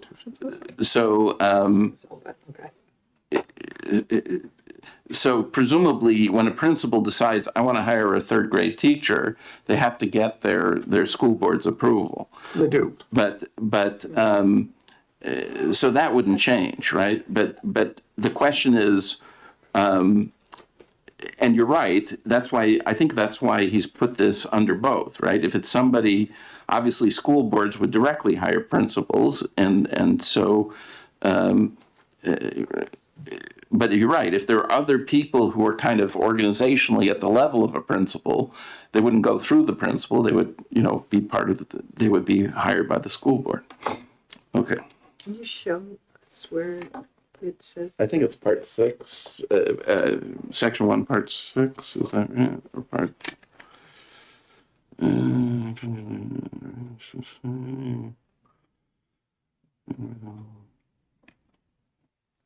No, it's not. Yeah. Something about teachers. Yeah.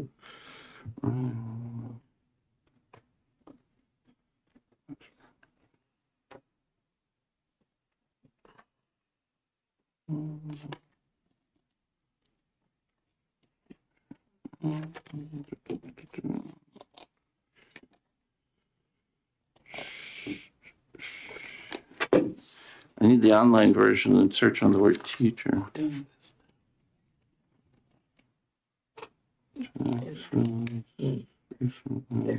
A committee of teachers. God, no. Just making sure. Right here. I'm not seeing it. School board negotiations. I guess I'm not seeing it at the moment, but it's in there. Right. So you need one of these. Well, maybe that's our homework. Yeah. Hold on. Color-coded for the way it is now. Which might be somewhat different in different districts, but not entirely. Here we go. It's part 1, Article 6. I was right. So, Sorry. it says here, shall at all times have the right, several parishes, bodies, corporate, or religious societies shall at all times have the right of electing their own teachers and of contracting with them for their support and maintenance, or both.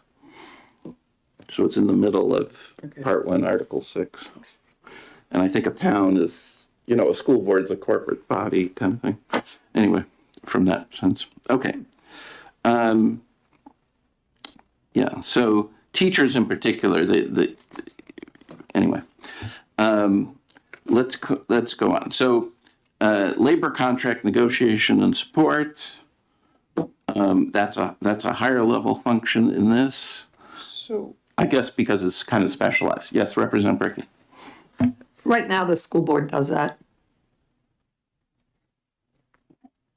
That's right. Yeah, so Why would so part of I the don't idea. understand why we would take it away from the school board. Like, I just don't get it. So right now, again, this entire list is what a superintendent does, right? Well, This is so- RSA 194C, right? So right now, a superintendent does this entire list, With this, and this particular one, the negotiations, right? the superintendent, the school board, or committee of the school board, and a committee of the teachers work together to negotiate their contract. So why we would change it, I don't know. Again, the green stuff is the stuff we're leaving with the chief administrator level, the high level, okay? So The you're green saying- stuff so you're is saying, being unchanged. so you're in the- saying that the person who is in charge of all of the school districts in a certain, so say in the county, however we decide to do it, is going to negotiate with 27 or 30, depending on how many districts in his county, every year, negotiate that many contracts every year. I think it's possible to have a larger contract, no? I mean, No. so are you, so again, let's talk about the state, right? The state negotiates labor contracts, right? So do they have, I'm sure they centralize that function, right? And they don't have necessarily contract negotiators in every single department, do they?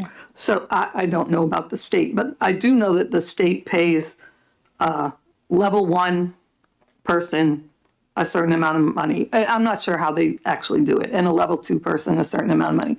So will it then be that every single district in the state will pay their teachers the exact same salary? That I don't know. Yeah, Representative Leon and then Representative Damon. Just to pull from how other states do this, in the county where I grew up, Ventura County, they have the county office of education and then the different school districts. Some of those school districts don't always have the same salary at the different schools because there's different desirability of schools. And so there's people who will choose to have a lower salary working in a district with greater parent involvement. And there's a lot of those dynamics that still can happen within this larger organization. And I think that it's important to look at how we've done things, but it also is important to look at reimagining it as well so that we can understand how best to serve our students. So what you're saying, let me, Yep. okay. I think what you're saying is, the way these things work is there's like a teacher 1 and a teacher 2 and a teacher 3, and each one has steps, right? Yes, there's step And schedules. so you might say, well, at this school, I have only teacher twos or something. At this other school, I have teacher ones, maybe, or something, or some combination of things. There are some areas where the step schedule is different in different areas because there's a different set of needs. They do pay higher in some of the lower income districts in that county. But this is an area where, based on the steps, looking at these, there can be ways to manage making sure that we have the right teachers. And I think that one of the issues we have when we're dealing with recruitment and retention is right now at the smaller school districts, there's not as much of an ability for teachers to ebb and flow with the changes in demographics and the number of students because they lose seniority. So when you're looking at very small contract areas, you're locking people into that specific community, which has benefits, but also has drawbacks, especially as our population shifts. Okay. Representative Damon? Yeah. Thank you. So if contract negotiations are at the SAU level in a structure with many fewer SAUs and therefore many more school districts within each SAU, it sounds like it's being proposed that there would be more uniform contracting across those school districts. And among other concerns, I'm wondering how that aligns with the way we currently predominantly fund public education through local property taxes. So if a bigger SAU negotiates a contract and then essentially is imposing that on the local school districts, taxpayers then have to vote on a budget to support that, but they may not do so because they're losing what Representative Weinstein referenced before, they're losing local control. I think it's appealing to look creatively at the way we fund education staff. And, sort of just thinking outside the box, probably not that far outside. Do we need to pay science teachers more than we pay some other discipline because they can make so much more money in industry? And in order to attract them to stay in education or be in education, we need to do something different.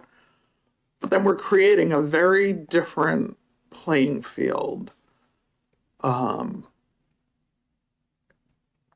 Again, I keep circling back to, we simply don't have enough perspective and information to put forward a proposal at this point. I personally think this committee has far more work to do before we can create an effective proposal of any kind. All right. Anything else? No? Okay. All right, Representative Lamb? No, okay. So let's go on to the next part. Arrangement for mediation. So that probably means hiring a mediator and that kind of stuff, right? That kind of goes with labor contracts. Fact finding and arbitration. So all those kind of things would be assuming that hierarchy at the local level failed, right? The processing of grievances sort of failed, then you step it up to the next level, which is this mediation and arbitration. And if you don't get through that, then you go to the public relations something board. There's a state level board for labor relations board. Yeah, there's a state level board that handles labor disputes, right? So, all right. And I guess after that, you go to court, right? All right. Management of employee benefits and procedural requirements. I'm not sure what procedural requirements means. Like filling out the DOE 25, all the reporting that has to go. That would be my guess. Well, not in this whole B section's about employment, right? It's not about, maybe it's, Correct. yeah, so I'm not sure what anything that really means anything, but anyways, benefits, right? So that would be also part of that. Okay. Typically part of a labor negotiation would be benefits, right? Yes, go ahead, Representative Damon. So what consideration is there of existing contracts and different benefits available to employees of different current SAUs? If there are larger SAUs, I'm trying to figure out how to frame this. Yes, I understand the exact question because I asked it of the House Attorney. All right, When we started- have the same question in mind that I didn't. Well, articulate. okay, You probably- let me try. But so I had a conversation with the House Attorney, okay, and about this question of if we change things, what happens to existing contracts? Not just contracts, labor contracts, but there could be other kind of contracts, right? You have a contract for food or something, and so let me see if I can find it. And of course, when you ask an attorney for a question, you get the same answer, which is it depends, right? So, but let me see here. Okay. So, all right, legal question. So, I said to him the following. I'm the chair of a committee looking into school administrative unit consolidation. We have some very large SAUs, such as Manchester and Nashua, but we also have some that have only a single district. Each SAU is headed by a superintendent, which can be expensive, staff, etc. Now, my question for you is, can legislation negate contracts with public entities? What I'm concerned about is suppose we pass a law saying that SAUs must consolidate such that we end up with 20 instead of 100. That would be 80 superintendents out of a job. What if, in anticipation of this, SAUs give their superintendents a 5-year or a 20-year contract? Would we have to pay them off or to accomplish the purpose of consolidation? That was a question I asked. Okay, and the answer is it depends, right? And but here's his detailed answer. He says the scenario you presented may raise constitutional issues under both state and federal contract clauses. Part 1, Article 23 of the New Hampshire Constitution applies where there is a substantial impairment to a contract relationship. If the contract is determined to be substantially impaired by legislation, the courts have a balancing test between the police power of the state and the rights protected by the contract clause. Courts will give deference to legislation, but it must pass constitutional muster only if it is reasonable and necessary to serve an important public purpose. So in examining a number of cases, the New Hampshire Supreme Court has come down on both sides of the issue, largely determined by the facts of each case. In the present manner, I would anticipate that a court would first determine whether the legislation acts to substantially impair the contract. That is, whether the modification or potential termination of the contract is implicated by law. If so, the court would then determine whether the legislation has sufficiently expressed a reasonable and necessary justification to serve an important public purpose. There's some discussion in the case law for the proposition that financial necessity alone is an insufficient purpose, as well as for the proper degree of deference to the legislature. Again, I would expect that the court's analysis to be fact-specific in any balancing test rather than employing a bright-line rule. So I guess in general, I would expect if we had such legislation that it wouldn't take effect immediately, right? It would take effect some years in the future, and there would be a planning process and things like that. So, and there would probably be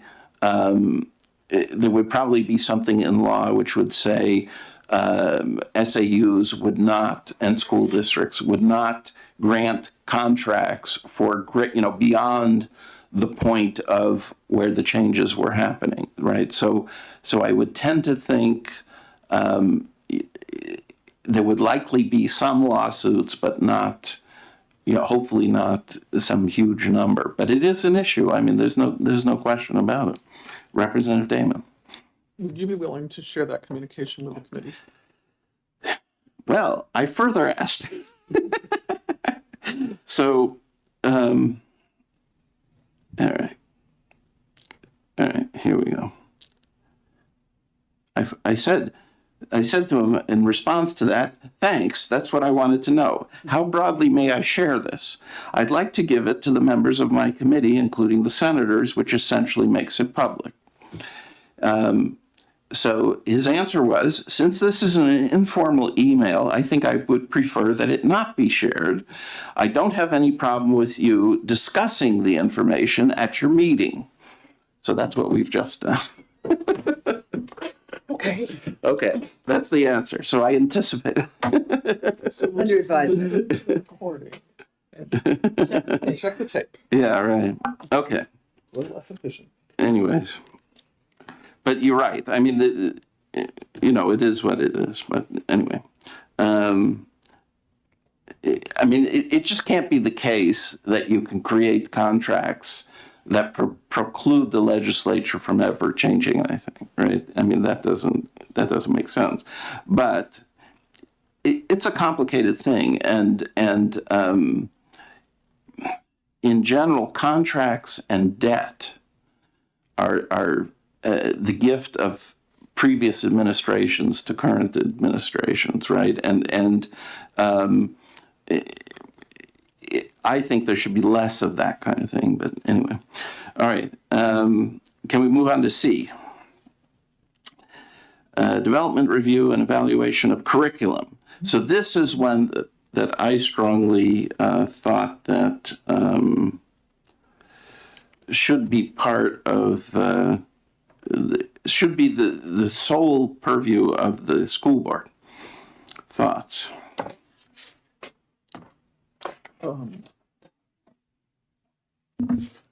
Representative Bricky, then Representative Dame.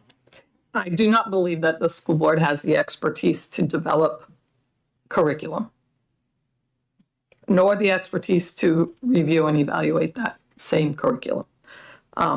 I was district curriculum coordinator. I have not been a district curriculum coordinator since 2018. I do not believe that I still have the necessary credentials to develop, review, and evaluate curriculum. I maybe could have done it in 2018, but I can't do it now. I am the only person on my district who was a former curriculum coordinator on my school board, excuse me. I know that in speaking with my school board members, I gave them this document and asked them their feelings. I got from 3 different school board members. This was one of the areas that they felt very strongly about not being at all ready to do this. Thank you. Other comments? No? All right. I'll just point out, I mean, once upon a time, there were no SAUs and no superintendents. There were only school boards, and they performed this function. And at one time, we had many school boards. I mean, we had like over 1,000, I believe. So, and I will point out that homeschool parents seem to manage to do this successfully for their offspring. So, all right, next one. Coordination and implementation of various curricula, provisions for staff training, professional development, principles. Make sense? Probably that's what they do already. I'm guessing. Yeah. Development recommendation of policies and practices necessary for compliance related to curriculum and instruction. Maybe that's school boards plus principals. That should be purple, maybe. Does that make more sense? Yeah. Yes, Representative Dana. I think the superintendents need to be involved in that. I do not think that I would expect that school board members to be fully knowledgeable about compliance with the statutes on curriculum or with how curriculum and instruction happen. I mean, broad knowledge, yes. But the specifics, I think the superintendents need to be involved in that. Okay, well, that moves on to the second one, to D here. Right? Compliance with laws, regulations, rules regarding, oh, this is just special education. But there's other kinds of compliance, right? Well, it's not just special ed. I know, but there's, D, isn't there other compliance type stuff? Maybe it's coming later. It's in Title IX, Americans with Disabilities, minimum standards. Oh, I see. I'm sorry. Yes, so D is all about compliance, right? And so this proposal is moving some compliance to the SAU level, home education, student records, sexual harassment, but some of it to the principal level. Yes, Representative Dry. Thank you. The green in home education, I think, needs to be just expanded a little bit. At this point, the only interaction with the supervisory union is that it is an alternate reporting agency for a home educator. And so the SAU doesn't really have authority over home education. It just plays one small role in home education laws. And I don't think that that is, by looking at it, that's, It's a reporting thing. it is a reporting thing. Should that be the state? No, it can go to the superintendent. It's just that that's the only thing that they do with it. They report to the superintendent. Superintendent has no authority over home education. So it's a report mainly to know that there's a student being home educated. Right. You have alternate places you can report. Supervisory union is one of them. Okay, but this is basically no change, is what we're talking about here. Correct. Just I was thinking, as long as we're talking about home education, and I'm also on the Home Education Advisory Council, maybe maybe this is a good place now that we've had 40 years of home education to just establish that there is that one point of intersection. Just saying. Okay. Now, yes, Representative. So two things. One, I'm sorry, I'm going backwards to curriculum because I think it's important to note that you need alignment of curriculum between grade levels, and depending on how this various designs of structure are considered, I think if the curriculum oversight is at the principal level, that's not broad enough. That's in that school, not system-wide. It again defaults to me that there's superintendent responsibility there. And similarly in D,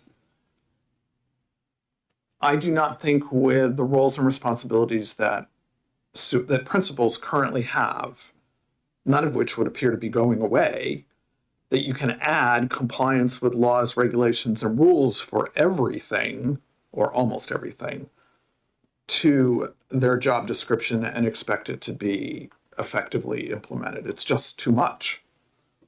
Either we're going to have more principals so that we have, Or they have an assistant for that or whatever, right? So, yeah, I mean, we need to look at it. Decreasing superintendent staffing doesn't necessarily decrease expense if we need to add people with lower levels of training to step into jobs.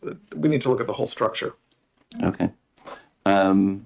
Other comments? No, okay. Tell me about sexual harassment, because I've noticed that there's a school board policy on sexual harassment, I think. Yes, establish, so under education rules 303J, establish a policy on sexual harassment, age-appropriate stuff, et cetera, et cetera. So, so why is that? Well, it's existing at the superintendent level, and that doesn't.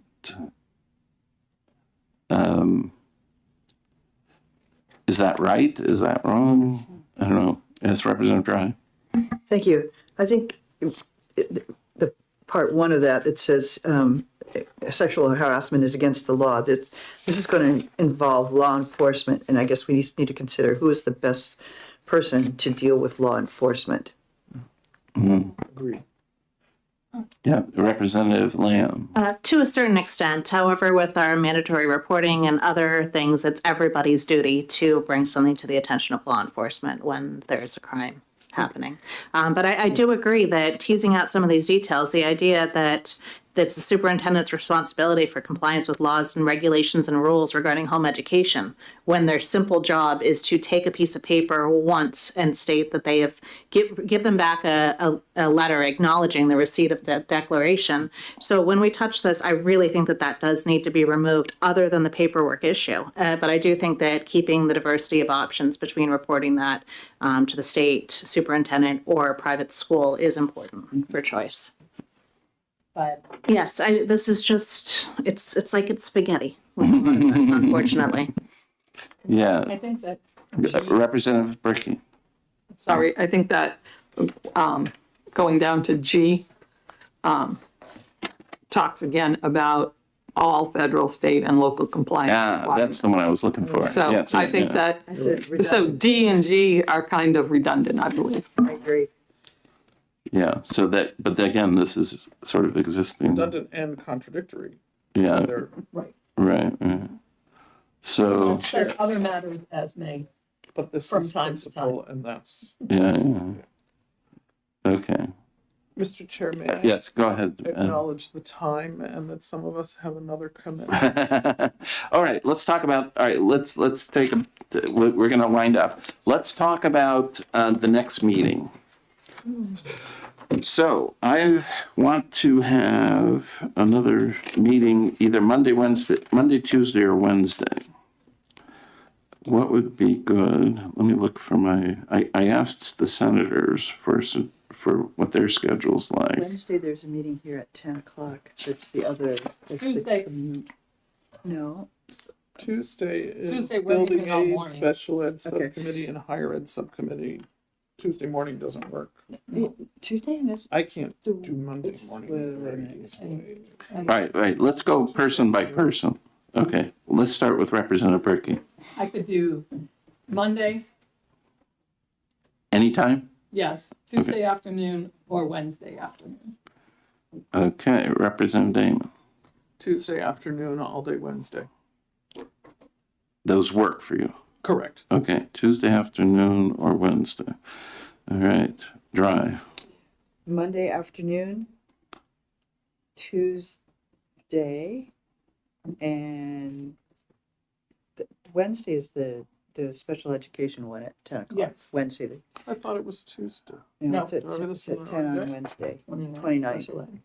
So, Oh. Less it's two different desirable. Two things. different things. but All right, afternoon, Sorry, Wednesday, it's two different things. yeah. That they both. Wednesday afternoon, least desirable. okay. All right, Representative Leon. I'm available Monday except for 1 to 2. I'm available Tuesday morning, but not in the afternoon. And Wednesday I could be available. Okay. Representative Damon. Point of process or information? I've not been on a study committee before. I realize the statute, the bill that passed said report out by November 1st. Is there any way for our report to say the committee needs to continue working or to, like, we're not ready, and even with an additional meeting next week, I think it's improbable that we will be thorough. Okay. Well, as I understand it, Senator Innes has put in a bill, an LSR for the same thing. So, so I suppose we could come to the conclusion that we recommend more study, but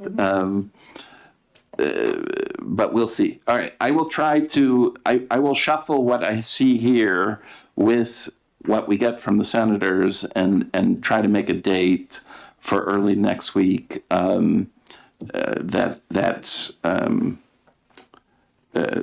Gets as many people as possible in the room. Okay? All right, and we are adjourned.